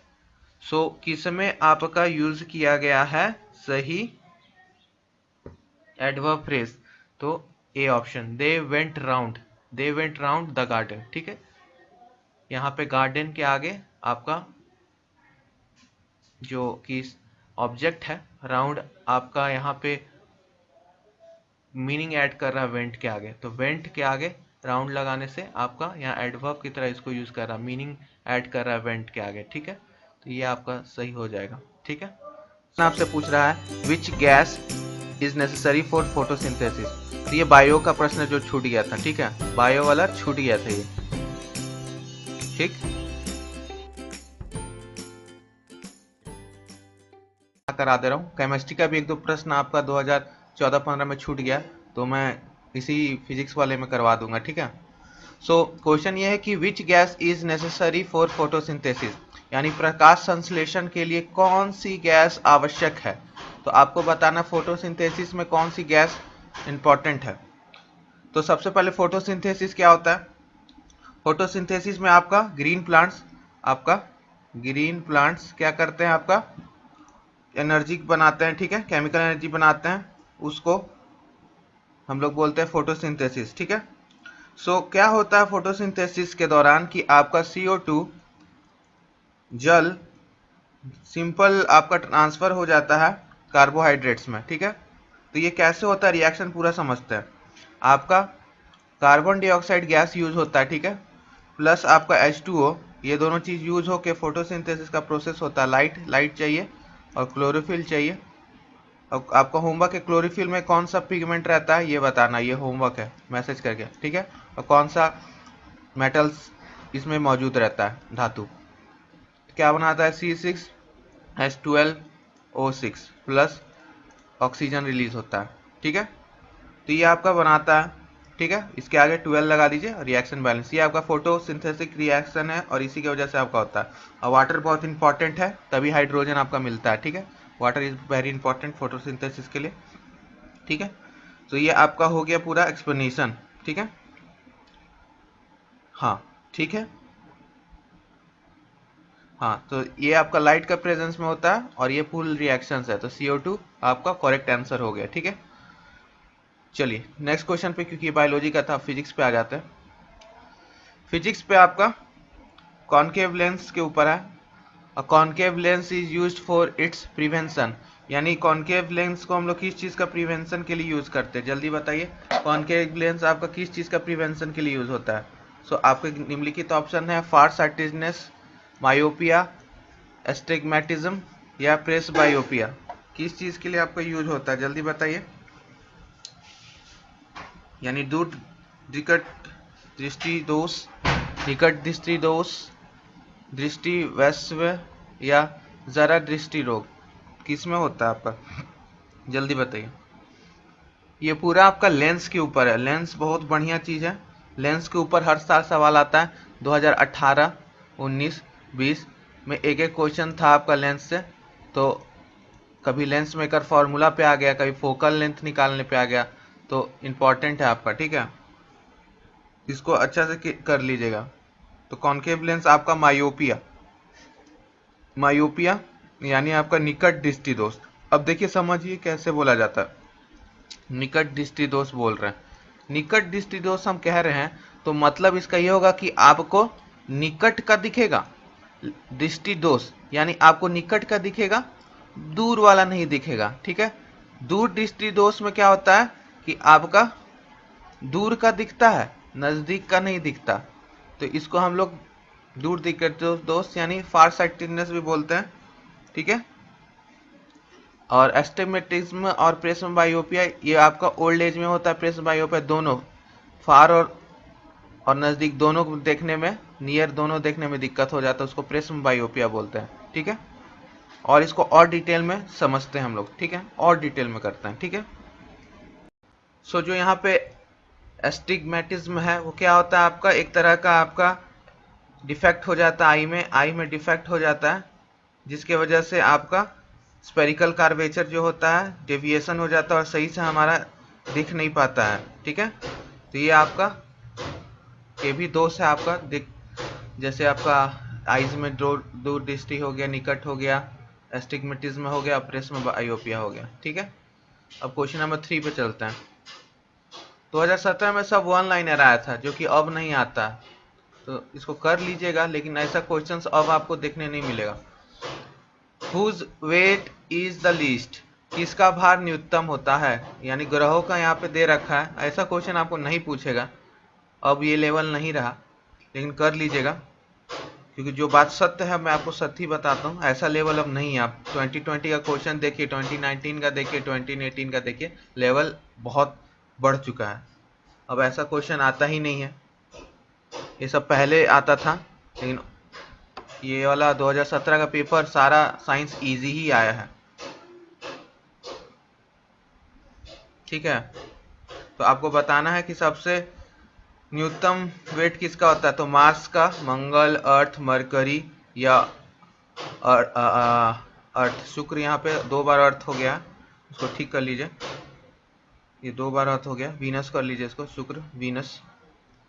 तो Mars, Venus, अर्थ, mercury, किसका wait सबसे न्यूनतम होता है। तो size के हिसाब से आपको देखना होगा, साइज के हिसाब से आपको देखना होगा कि, तो आपका यहाँ से मार्स ही सबसे छोटा प्लैनेट है, तो मार्स ही आपका सबसे छोटा प्लैनेट और सन के सबसे नज़दीक में है, तो मार्स ही आपका सही होगा। मंगल सबसे भारी जुपिटर होगा, सबसे बड़ा है, ठीक है। और ये गैसियस प्लैनेट है, तो ये गैस से बना हुआ प्लैनेट है, ठीक है, ठोस प्लैनेट नहीं है, गैस, पूरा गैस बना हुआ है, ठीक है।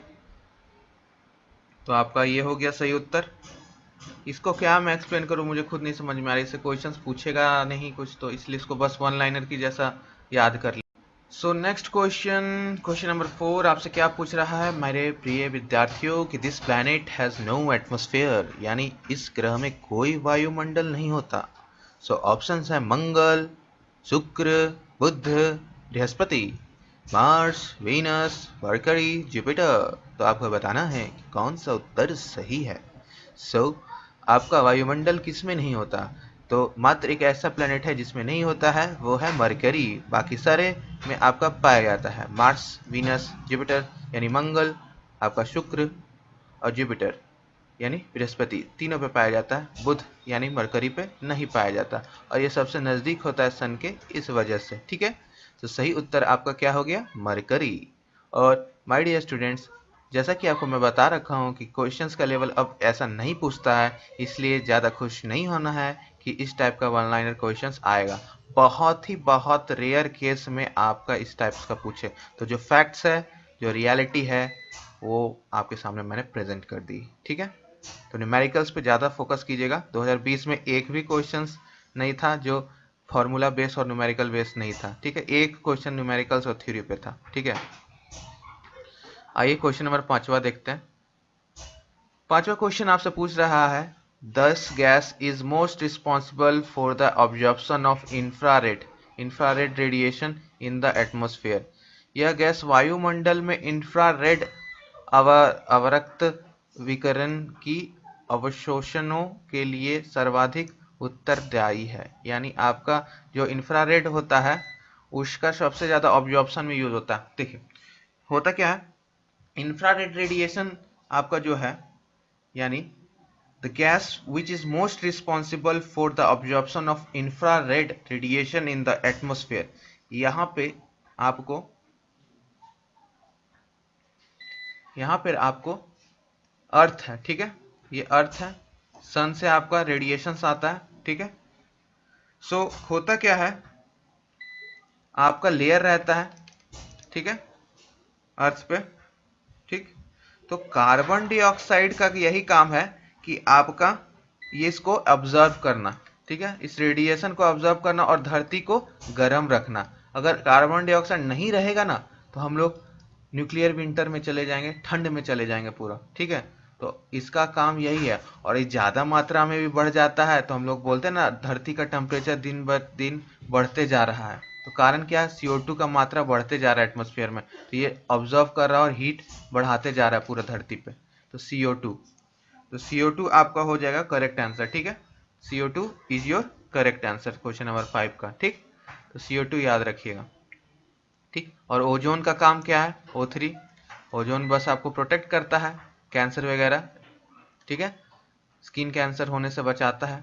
तो ये फिल्टर आउट कर देता है हार्मफुल रेडिएशंस को, यूवी अल्ट्रावायलेट रेडिएशंस को ब्लॉक कर देता है। अब आपका होमवर्क है जो कि इससे हम लोग आगे 2021 के लिए क्या सबक ले सकते हैं, सीख ले सकते हैं कि आपको इंफ्रारेड कौन सा फ्रीक्वेंसी और लैम्डा यानी तरंग दैर्ध्य में आता है, और आपका यूवी अल्ट्रावायलेट का फ्रीक्वेंसी और लैम्डा क्या आता है, ये आपको नोट डाउन करना है, बुक में खोजना है। केमिस्ट्री वाला में भी खोजोगे तो आपको second chapter class 11th NCERT मिल जाएगा, ठीक है। उसमें पूरा आपका इलेक्ट्रो स्पेक्ट्रोमेट्री सीरीज पूरा दिया, इलेक्ट्रो स्पेक्ट्रम सीरीज दे रखा है, ठीक है। चलिए नेक्स्ट क्वेश्चन पे चलते हैं, question number 6। In which medium the speed of sound will be minimum, किस माध्यम में ध्वनि की गति न्यूनतम होती है, ठीक है। तो आपका ऑप्शन ए है वायु, बी पारा, सी समुद्री जल और डी अल्कोहल। तो आप जानते हो कि स्पीड जो साउंड का होता है, ध्वनि जो होती है आपकी साउंड की, वो सबसे ज्यादा आपका ठोस मीडियम में होता है, जैसे आयरन हो गया, स्टील हो गया, तो ये सॉलिड्स में ज्यादा होता है, ठीक है। फिर लिक्विड्स में होता है, और सबसे कम गैस में होता है, और सबसे ज्यादा होता ही नहीं है वो वैक्यूम में, ठीक है, वैक्यूम में होता ही नहीं है। तो सबसे ज्यादा यहाँ सॉलिड और लिक्विड और गैस में आपका गैसियस में कौन सा है, तो आपको वायु, तो वायु में आपका सबसे कम होगा, ठीक है। तो ए हो जाएगा ऑप्शन। कितना होगा, कितना होगा आपका, बताइए कितना होगा आपका। सो कितना हो जाएगा स्पीड आपका एयर में, 343 मीटर पर सेकेंड, ठीक है। और एक बात यहां से आपको मैं बता देता हूं, इको वाला क्वेश्चन जरूर याद करिएगा कि एक पहाड़ पर, इसको हम अलग से भी करवाएंगे जब टॉपिक वाइज कराएंगे, कि एक पहाड़ पर यहाँ से सामने पहाड़ है, एक व्यक्ति चिल्लाता है, तो कुछ सेकंड्स बाद उसको वापस आपकी ध्वनि सुनाई देती है। तो इस पे क्वेश्चंस बहुत आता है इको पे, ठीक है, क्योंकि 2 बार डिस्टेंस से ट्रेवल करेगा, distance equal to speed into time होता है, तो इसका फॉर्मूला मिक्स करके जो बनता है ना कि डबल आपका डिस्टेंस ट्रेवल हुआ, स्पीड इनटू टाइम, तो इस पे ऐसे करके आपका क्वेश्चन आ सकता है इको पे, ठीक है। जो आवाज हमें गूंजता है पहाड़ी इलाके में जाते हैं, तो इको पे जरूर न्यूमेरिकल्स कीजिएगा, और हम भी इस पे अलग से जरूर ले आएंगे, ठीक है, जब साउंड पढ़ाएंगे ना तब उस पर, ठीक है। और साउंड अच्छे से कीजिएगा, साउंड अच्छे से कीजिएगा, SHM अच्छे से कीजिएगा। SHM पे एक सवाल रहेगा ही रहेगा माय डियर स्टूडेंट, 2021 में भी, न्यूमेरिकल रहे, वन लाइनर रहे, फार्मूला बेस्ड रहे। सिंपल हार्मोनिक मोशन पे 12th क्लास 11th क्लास अच्छे से करना है। SHM, साउंड, आपका मोशन, इक्वेशन तीनों मोशन पे, हीट एंड टेम्परेचर, ग्रेविटेशन पे अभी तक दिखा नहीं है एक भी प्रश्न, और पीछे जाते हैं, चलिए देखते हैं टेम्परेचर पे, ठीक है। नेक्स्ट क्वेश्चन पे चलिए चलते हैं, और मैं सब ले आऊंगा, ये कंप्लीट कराने के बाद इस पे स्पेशल वीडियोस भी लाऊंगा, ठीक है, टॉपिक बाय टॉपिक। हुक्स का नियम, हुक्स लॉ क्या आपका किससे संबंधित है? हुक्स का नियम क्या बताता है? हुक्स नियम आपका दाब, आयतन, प्रतिबल या पृष्ठ तनाव क्या बताता है हुक्स का नियम? तो ये आपको बताना है। बहुत इजी क्वेश्चन है हुक्स लॉ। देखिए मैं हमेशा कहा हूं कि दो टाइप का क्वेश्चन आता है, एक फॉर्मूला के ऊपर आधारित, फॉर्मूला बेस्ड, तो ये सब आपको फॉर्मूला बेस्ड में डालूंगा, नियम, ठीक है, लॉज, नियम के ऊपर। तो हुक लॉज में आपका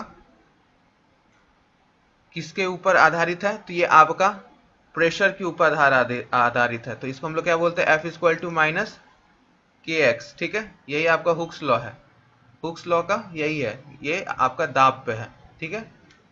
तो ये आपका फॉर्मूला हो गया, जहां पर आपका ये एफ एस यानी आपका क्या बता रहा है? स्प्रिंग फोर्स, स्प्रिंग का फोर्स यानी स्प्रिंग के ऊपर दाब लग रहा है वो, और आपका के क्या है? स्प्रिंग का कांस्टेंट है, स्प्रिंग कांस्टेंट, और एक्स क्या है? जो आपका कंप्रेशन होता है दाब लगाने पे, ये जो निकल जाता है या जकड़ जाता है, मतलब कम हो जाता है या खींचने पे ज़्यादा हो जाता है स्प्रिंग, तो ये आपका डिस्टेंस जो हुआ कंप्रेशन स्ट्रेच, वो बताता है स्ट्रेच और कंप्रेशन, ठीक है। तो ये है आपका, ठीक। अब सरफेस टेंशन का फॉर्मूला भी आपको आना चाहिए, ये भी इंपॉर्टेंट है। सरफेस टेंशन का फॉर्मूला भी आपको आना चाहिए। जल्दी बताइए सरफेस टेंशन का क्या होगा फॉर्मूला आपका? सरफेस टेंशन का बताइए। तो सरफेस टेंशन आपका सिंपल होता है क्या? 1/2 FL, ठीक है। यानी आपका F क्या है? यहाँ फोर्स है, दाब, और L क्या है? आपका लेंथ, और ये क्या है? आपका सरफेस टेंशन, ठीक है। तो क्या हो गया सरफेस टेंशन का? 1/2 FL, ठीक है। तो ये भी आपको याद होना चाहिए, सरफेस टेंशन निकालने के लिए कभी कभी दे सकता है, ठीक है। और जो आपकी जैसे बूंदे गिरती हैं आसमान से, बारिश की बूंदे, तो गोल इसी वजह से होती हैं कि सरफेस टेंशन के कारण आप सबसे कोई भी ऑब्जेक्ट सबसे कम स्पेस घेरना चाहता है तो सर्कुलर में सबसे कम घेरता है, इस वजह से। आइए नेक्स्ट क्वेश्चन देखते हैं। और अंतिम प्रश्न आपसे क्या पूछ रहा है कि क्वेश्चन है कि पास्कल सेकंड किसका यूनिट है? यानी पास्कल सेकंड किसका यूनिट है, ठीक है, किसकी इकाई मात्रक है? पृष्ठ तनाव यानी सरफेस टेंशन, प्रतिबल यानी स्ट्रेस, विकृति यानी डिस्टॉर्शन, और डी संयानता विस्कोसिटी। तो आपका पास्कल सेकंड विस्कोसिटी का है, ठीक है। तो विस्कोसिटी आपका क्या है? पास्कल सेकंड है इसका यूनिट, ठीक है। तो सबसे पहले क्वेश्चन नंबर 1 है कि कौन सा सबसे समान खरपतवार है जो लगभग हर फसल के साथ उगती है? तो आपको बताना है इंग्लिश में, which is the most common weed that grows with almost every crop. तो हर फसल के साथ कौन सा वो खरपतवार है जो उगता है? तो वैसा खरपतवार आप बताइए कि जो हर के साथ उगता है। तो आपको बताना है वीड। वीड का मतलब क्या होता है कि वैसे अनवांटेड प्लांट्स जो कि आपका खेत में जब भी खेती होती है तो साथ में जो भी फसल लगाया जाता है उसके साथ खरपतवार उग जाता है, उसको हम लोग अनवांटेड प्लांट, जो हम लोग को नहीं चाहिए अनवांटेड प्लांट्स उग जाते हैं, ग्रो कर जाते हैं हमारे फसल के साथ, जो भी फसल हम लोग लगाते हैं अपने खेत में। तो एक मोस्ट कॉमन आपको बताना है कि जो हर जगह ही पाया जाता है और आसानी से उग जाता है। तो आपके 4 ऑप्शन है, चौलाई यानी एम्पैरेंथस, जेवी यानी जेवी, हीराकुंडी, और चौथा है बथुआ। तो आपको बताना है एमरैंथस, जैवी, हिरनखुर्नी और या भतुआ, तो कौन सा आपका इसमें से करेक्ट आंसर है? तो इसका करेक्ट आंसर आपका होगा ए, चौलाई। चौलाई जो है आपका हर जगह मोस्ट कॉमन वीड्स है जो हर जगह आपका उग जाता है। तो एमरैंथस इज द करेक्ट आंसर। और ये आपका बायोलॉजी का क्लास 11th का चैप्टर नंबर 2 और 3 दोनों को स्टडी कीजिएगा। एमरैंथस वैसे आपका बायोलॉजिकल क्लासिफिकेशन में है और थोड़ा बहुत 3 चैप्टर में भी इसका वीड्स का डिस्कशन किया हुआ है। तो ये चैप्टर नंबर 2 और 3 क्लास 11th का है, ठीक है। तो एमरैंथस करेक्ट आंसर है। और वीड होते क्या है? वीड वही होते हैं अनवांटेड प्लांट्स जो आपका न्यूट्रिशन ले लेते हैं, मतलब इसके वजह से आपको सही से जो फसल है आपका जो लगाया जाता है उसको न्यूट्रिशन नहीं मिलता है, साथ ही साथ उसका जगह भी घेर लेते हैं तो ग्रोथ भी नहीं होता है। तो ये हमारे किसान भाइयों के लिए यानी ये सही चीज नहीं है, क्योंकि इनसे उनकी प्रोडक्शन कम हो जाती है फसल्स की। तो इसको मारने के लिए इंसेक्ट वीडीसाइड्स आते हैं। क्या मारने के लिए आते हैं? वीडीसाइड्स। वीड्स को मारने के लिए केमिकल्स आते हैं जो कि कॉमन कॉमन वीड्स को मार देते, तो उसी का छिड़काव होता है। साथ में साथ इंसेक्टिसाइड्स का भी होता है, कीड़े भी, जो कीड़े की वजह से भी जो फसल खराब हो जाती है। तो ये आपको दो चैप्टर में, क्लास 12th में भी आपको ये मिलेगा, जो आपको बायोटेक्नोलॉजी वाला चैप्टर है वहां पर भी आपको इंसेक्टिसाइड और वीडीसाइड से भी रिलेटेड एमरांथस का जिक्र किया जाएगा। तो क्लास 12th का भी इस चैप्टर को, बायोटेक्नोलॉजी के वाला चैप्टर है ना, उसको भी एक बार रेफरेंस लीजिएगा। ये क्वेश्चन वैसे तो क्लास 12th का है, लेकिन इसका बेस क्लास 11th का चैप्टर नंबर 2, 3 और साथ ही साथ क्लास 12th का सबसे ज्यादा मेन क्लास 12th का चैप्टर जो बायोटेक्नोलॉजी है उस पे है। वीडीसाइड और इंसेक्टिसाइड जो एमरांथस है, आपको वहां पे एग्जाम्पल के फॉर्म में ये दिख जाएगा। ठीक है, चलिए ये क्वेश्चन मैं सोचता हूँ कि आपको चैप्टर्स भी पता चल गया और कहाँ से पूछा है ये भी पता चल गया। तो नेक्स्ट क्वेश्चन पे चलते हैं। नेक्स्ट क्वेश्चन आपसे पूछा जा रहा है कि किस एक के प्रतिदिन का जल आवश्यकता न्यूनतम होता है? Which one has the minimum water requirement per day? सबसे कम वाटर रिक्वायरमेंट किसका होता है? तो option number A pig, B poultry, C cow और डी कैमल। तो सुअर, मुर्गा, गाय या ऊंट, किसका सबसे कम होता है? तो सबसे सिंपल भाषा में यहाँ पर आपको दिखेगा जिसका साइज छोटा है उसका होना चाहिए minimum water day requirement per day का, लेकिन ऐसा नहीं है, क्योंकि आपको अगर लगेगा तो मुर्गा, लेकिन ये आंसर नहीं होगा। ठीक है, सबसे बड़ा साइज है ऊंट का, तो आपको लगेगा ये कैसे हो सकता है, बट आंसर आपका सही डी है। आंसर आपका, आंसर डी है, कैमल। कैमल आपका सबसे कम रिक्वायरमेंट है इसका वाटर का। ऐसा क्यों है? क्योंकि कैमल्स आपके पता है ये आपको कहाँ, तो आपके जहाँ पर कम पानी पाया जाता है, रेगिस्तान में, डेजर्ट्स में पाए जाते हैं, वहीं रहते हैं। इनको आप लोग नहीं रख सकते, डेजर्ट्स में ही ये जिंदा रह पाएंगे और कहीं पे नहीं। ये डेजर्ट्स एनिमल्स हैं, ये वीराने में रहते हैं, डेजर्ट्स एनिमल्स हैं, तो ये सिर्फ रेगिस्तानों में रहते हैं। सो आपको इनका एक एडेप्टेशन ये होता है कि ये कम पानी, मतलब एक ही बार में पानी पीकर लंबे समय तक, यानी 13 से 14 दिन तक भी रह सकते हैं। तो ये एक ही बार में एकदम क्या होता है ना, 53 गैलन्स वाटर पी लेते हैं, यानी आपका लगभग 200 लीटर पानी एक ही बार में पी सकते हैं। और 14 दिन तक, ये 13 से 14 दिन तक बिना पिए हुए पानी रह सकते हैं और बिना खाए भी, क्योंकि इनके पास हम्स होता है ऊपर, जो हम्स में हम लोग स्टोर्ड होता है फैट, तो ये इसी को ग्लाइकोजिनोलिसिस करके, ग्लाइकोजिन्स में तोड़ के एनिमल फैट, इसे अपना जीवन, मतलब 13 से 14 दिन तक बिना खाए भी रह सकते हैं। तो फैट्स को ये लोग बर्न करके भी रह सकते हैं हम्प में। ठीक है, तो ये कैमल होगा, ना कि पिग, पोल्ट्री, काउ नहीं। क्यों? क्योंकि इसका हम बात कर रहे हैं मिनिमम रिक्वायरमेंट पे पर डे, तो इनका है बिना पानी पी के भी रह सकते हैं, तो आपका कैमल होगा। ठीक है, तो ये आपका था क्वेश्चन नंबर 2। आइए आज का तीसरा प्रश्न देखते हैं।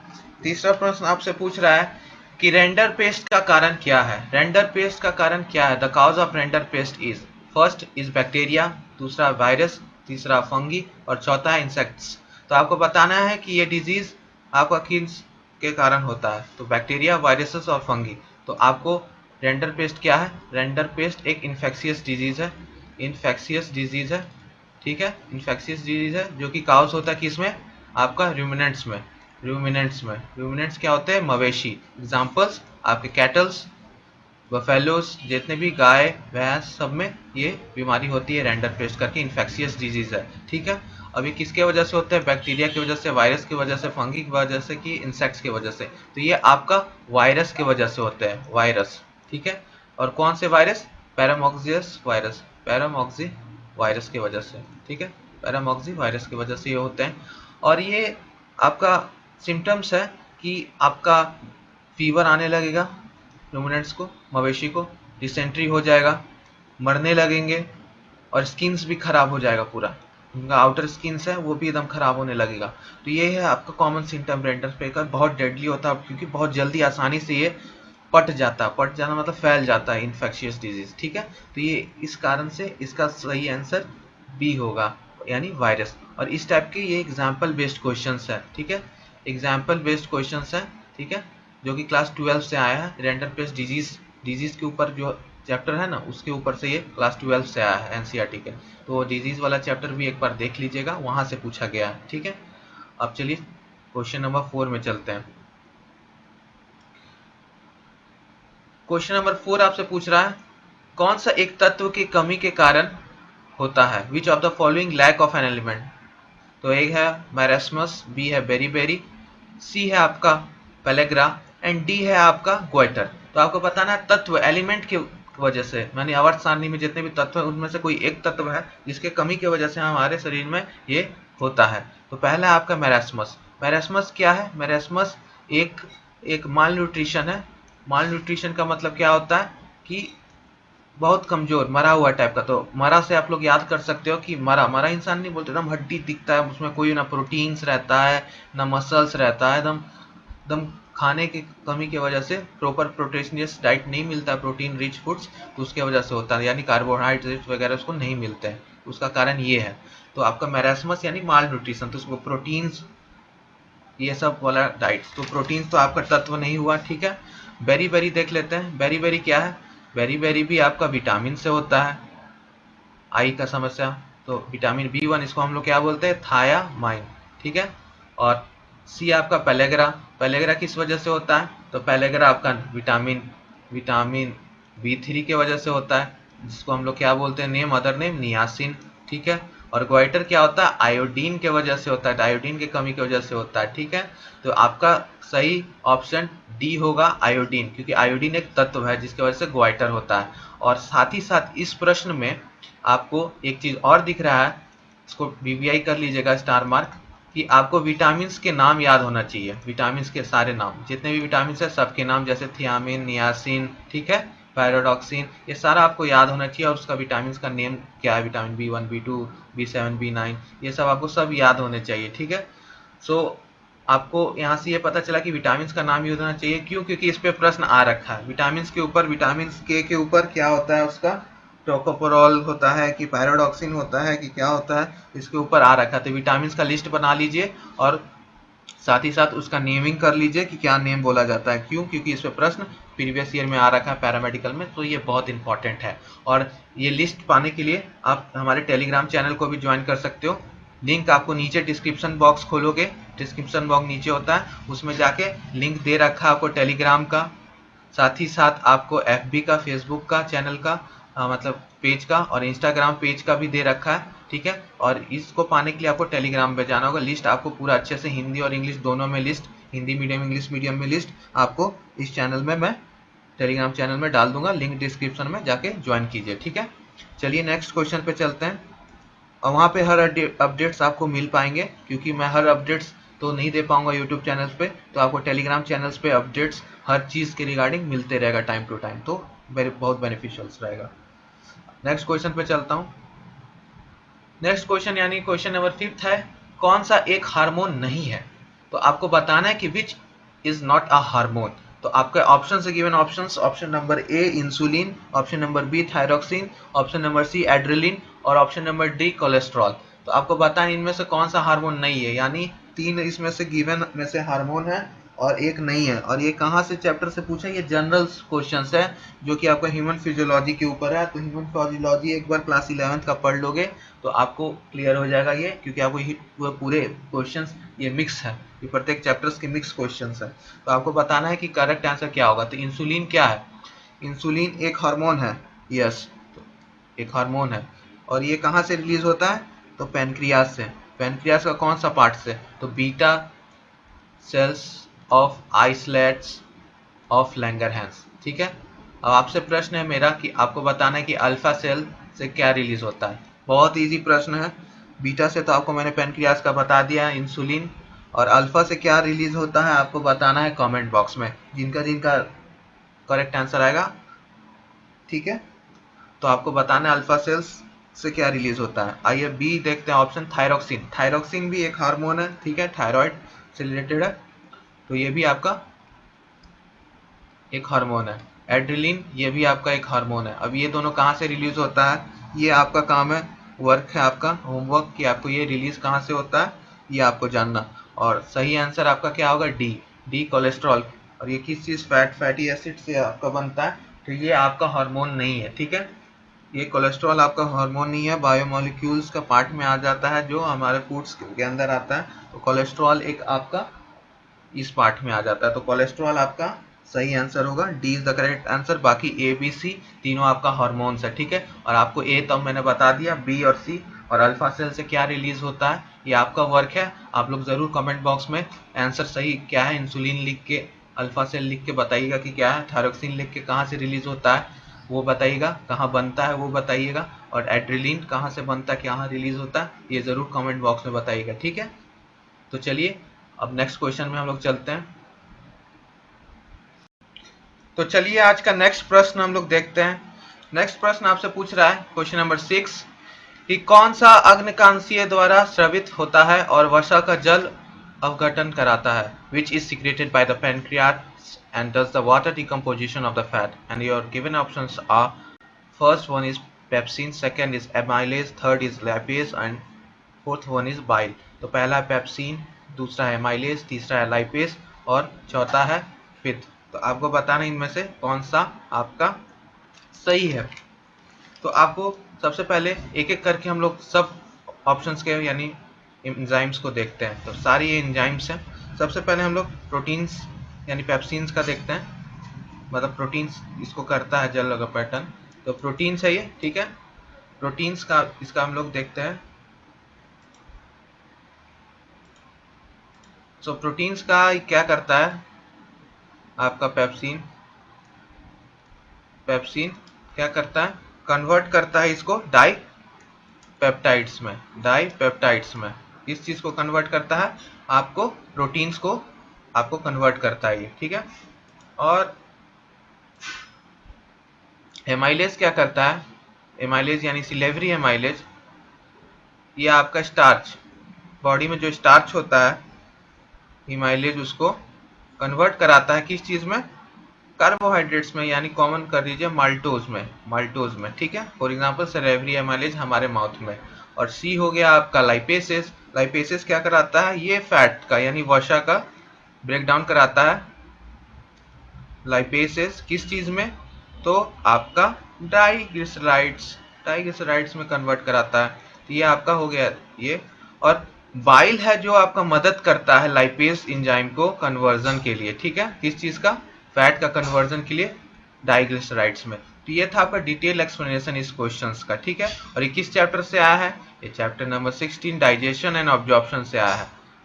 डाइजेशन ऑब्जॉर्प्शन से, और बहुत इंपॉर्टेंट चैप्टर है आपका चैप्टर नंबर 16 क्लास 11th का एनसीईआरटी का डाइजेशन एंड ऑब्जॉर्प्शन। क्यों, क्योंकि इस पे हर साल आपको प्रश्न दिख रहे हैं। और वो मैं किस आधार पे कह रहा हूँ कि 2018 में पेप्सिन के ऊपर सवाल आया था। आप जाके प्रीवियस ईयर वीडियो प्लेलिस्ट में हमारे देखिए, वहां पर आपको 2018 का ऑलरेडी सॉल्व करा रखा हूँ। वहां पे पेप्सिन के ऊपर सवाल आया था। सवाल क्या है जाके वीडियो में एक बार देखिए।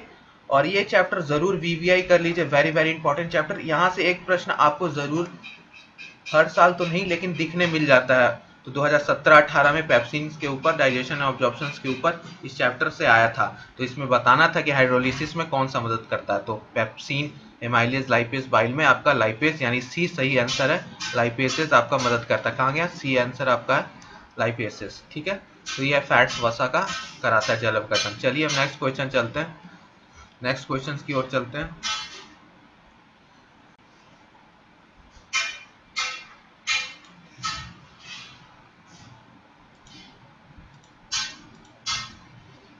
सो नेक्स्ट क्वेश्चन आपसे पूछ रहा है क्वेश्चन नंबर 7, अगर एक जल में एक हानिकारक रसायन, अगर एक जल में एक हानिकारक रसायन आपका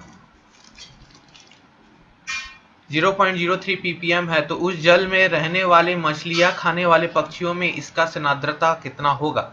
सो आपको बताना है कि कंसंट्रेशन, अगर हानिकारक रसायन का जल में 0.03 ppm है यानी पार्ट्स पर मिलियन यानी 10 लाख में 10⁻⁶ में, सो आपको बताना है कि उसका मछलियां खाने वाली पक्षियों में उस जल को कितना होगा। तो in a water contain a harmful chemical 0.03 ppm, the fish eating birds living in it will have concentration, options are 25 ppm, 50 ppm, 240 ppm और 160 ppm। तो ये ppm वाला जो प्रश्न है ना, ये एक स्पेशल प्रश्न है जो ppm के ऊपर पूछा जाता है। इकोलॉजी चैप्टर का, ये इकोलॉजी चैप्टर क्लास 12th का है, ये क्लास 12th का है ये, ठीक है। इकोलॉजी चैप्टर के ऊपर है। ये यूनिट है इकोलॉजी, उसके ऊपर ये पूछा गया पीपीएम वाला। और ये है ना जो स्पेशल टॉपिक है, इसके ऊपर कंसंट्रेशन यानी बायो मैग्निफिकेशन इसको कहते हैं हम लोग, इस प्रोसेस को हम लोग बायो मैग्निफिकेशन बोलते हैं, बायो मैग्निफिकेशन, इसको हम क्या बोलते हैं, बायो मैग्निफिकेशन। और इसको दूसरा नाम है बायो एक्यूमुलेशन, एक्यूमुलेट करना बॉडी में डिफरेंट ट्रॉपिक लेवल्स के साथ। तो इसका एक सिंपल चार्ट है जो रिमेंबर कर लीजिए, लिख लीजिए नोट्स में, 0.003 ppm, ठीक है। फिर ये किस में होता है, वाटर में। फिर ये अगले ट्रॉपिक लेवल में जाता है तो इसका हो जाता है 0.04 ppm। ये किसके लिए है, जू प्लैंक्टॉन्स, ठीक है, जू प्लैंक्टॉन्स के लिए, प्लैंक्टॉन्स। फिर ये जाता है आपका स्मॉल फिशेज में, तो इसका हो जाता है 0.5 ppm। ये किस में, स्मॉल फिश, छोटी मछलियों में। फिर छोटी मछलियों को खाएंगी बड़ी मछलियाँ, लार्ज फिशेस, तो लार्ज फिश में इसका कितना होगा कॉन्सेंट्रेशन, तो आपका रह जाएगा 2 ppm। और फिश ईटिंग बर्ड्स में आपका हो जाएगा 25 ppm। फिश ईटिंग बर्ड्स, मछलियाँ खाने वाली बर्ड्स में, फिश ईटिंग बर्ड्स में इसका ये हो जाएगा। तो ये आपको पूरा चार्ट रिमेंबर होना चाहिए, ठीक है। इस चार्ट को लिख लीजिए, नोट कर लीजिए, और प्रत्येक ईयर्स का नोट्स बनाते चलिए यहीं से। आपको अच्छे तरीके से मैं डिटेल में एक्सप्लेनेशन कर रहा हूँ प्रत्येक क्वेश्चंस का, with their detail explanation of every MCQ and the topic from which the question is being asked from the NCERT book. I am also referring to that, so this is a very important lectures, so please continuous देखिए, ठीक है। तो इसका correct answer क्या होगा, 25 ppm is the correct answer. चलिए, और इस साल का लास्ट प्रश्न के ऊपर चलते हैं। लास्ट प्रश्न क्या है, और आपको कैसा लगा फीडबैक में ज़रूर बताना, क्लास अच्छा लगा कि नहीं, कुछ कमी हो तो वो भी बताना, अगले क्लास से उसको भी हम लोग थोड़ा सा देखेंगे, इम्प्रूव करेंगे, ठीक है, क्योंकि आपकी कमेंट्स बहुत वैल्यूएबल है हमारे लिए। सो आज का आखिरी प्रश्न जो पूछा गया था आपके 2017 के बायोलॉजी पैरामेडिकल सेक्शन से, वो थे कि एक दुर्घटनाग्रसित व्यक्ति को रक्तदान की आवश्यकता है, उसके रक्त समूह का ज्ञान नहीं है, उसके रक्त समूह का हमें ज्ञान नहीं है, उस किस समूह का रक्त दिया जा सकता है, बिना जाने हुए उसे किस रक्त समूह का दिया जा सकता है। तो a crashed person need blood transfusion, उसको ट्रांसफ्यूज करना है blood. He does not have the knowledge of his blood group and he have to given that blood group. कौन सा ब्लड ग्रुप दिया जाए इन निम्नलिखित में से, तो आपके ऑप्शन है ए, बी, ओ, ए, बी, ठीक है। तो आपको बताना है कौन सा इसमें करेक्ट आंसर होगा। तो इसके लिए चलिए पहले एक डिटेल में इसका चार्ट देख लेते हैं, उसके बाद हम लोग इस पे आएंगे। डिटेल में क्या है chart, relationship between blood types and antibodies, ये रिलेशनशिप्स है ब्लड टाइप्स और उसके एंटीबॉडीज के साथ। तो ये बहुत इंपॉर्टेंट है, ठीक है, ये भी क्लास 12th के ऊपर है। सो आपका ब्लड टाइप ए है, ब्लड टाइप ए है, तो उसमें एंटीजेंस कैसे होंगे, ए के, तो उसको किसको डोनेट कर सकता है, ए और ए बी को, ठीक है। और उसमें एंटीबॉडी का सीरम क्या बनेगा, एंटीबॉडी बी। और कौन रिसीव कर सकते हैं, तो सिर्फ ए और ओ, ठीक है। तो डोनेट करने वाले ए और ए बी हैं, और रिसीव करने वाले बस ए और ओ। बी में सेम है, एंटीजन ऑन किस में बनता है, बी के ऊपर एंटीजन बनता है, और किसको डोनेट कर सकते हैं, बी ब्लड ग्रुप वाले को और ए बी को। इसमें एंटी ए बनता है, ठीक है, और बी और ओ सिर्फ रिसीव कर सकते हैं। और ए बी जो यूनिवर्सल रेसिपिएंट होते हैं, यानी सबसे ब्लड ले सकते हैं हम लोग, फॉर एग्जांपल मी, हम सबसे ले सकते हैं, मेरा ए बी पॉजिटिव है, तो ए और बी इसके ऊपर इसका एंटीजन बनता है।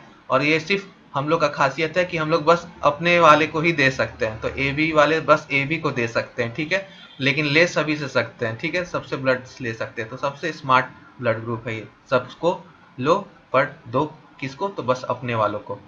तो इसमें एंटीबॉडी किसी में नहीं बनते हैं तो नॉन है। और किससे रिसीव कर सकते हैं, सिर्फ ए बी से और ओ से रिसीव कर सकते हैं, ठीक है, रिसीव तो सबसे कर सकते हैं।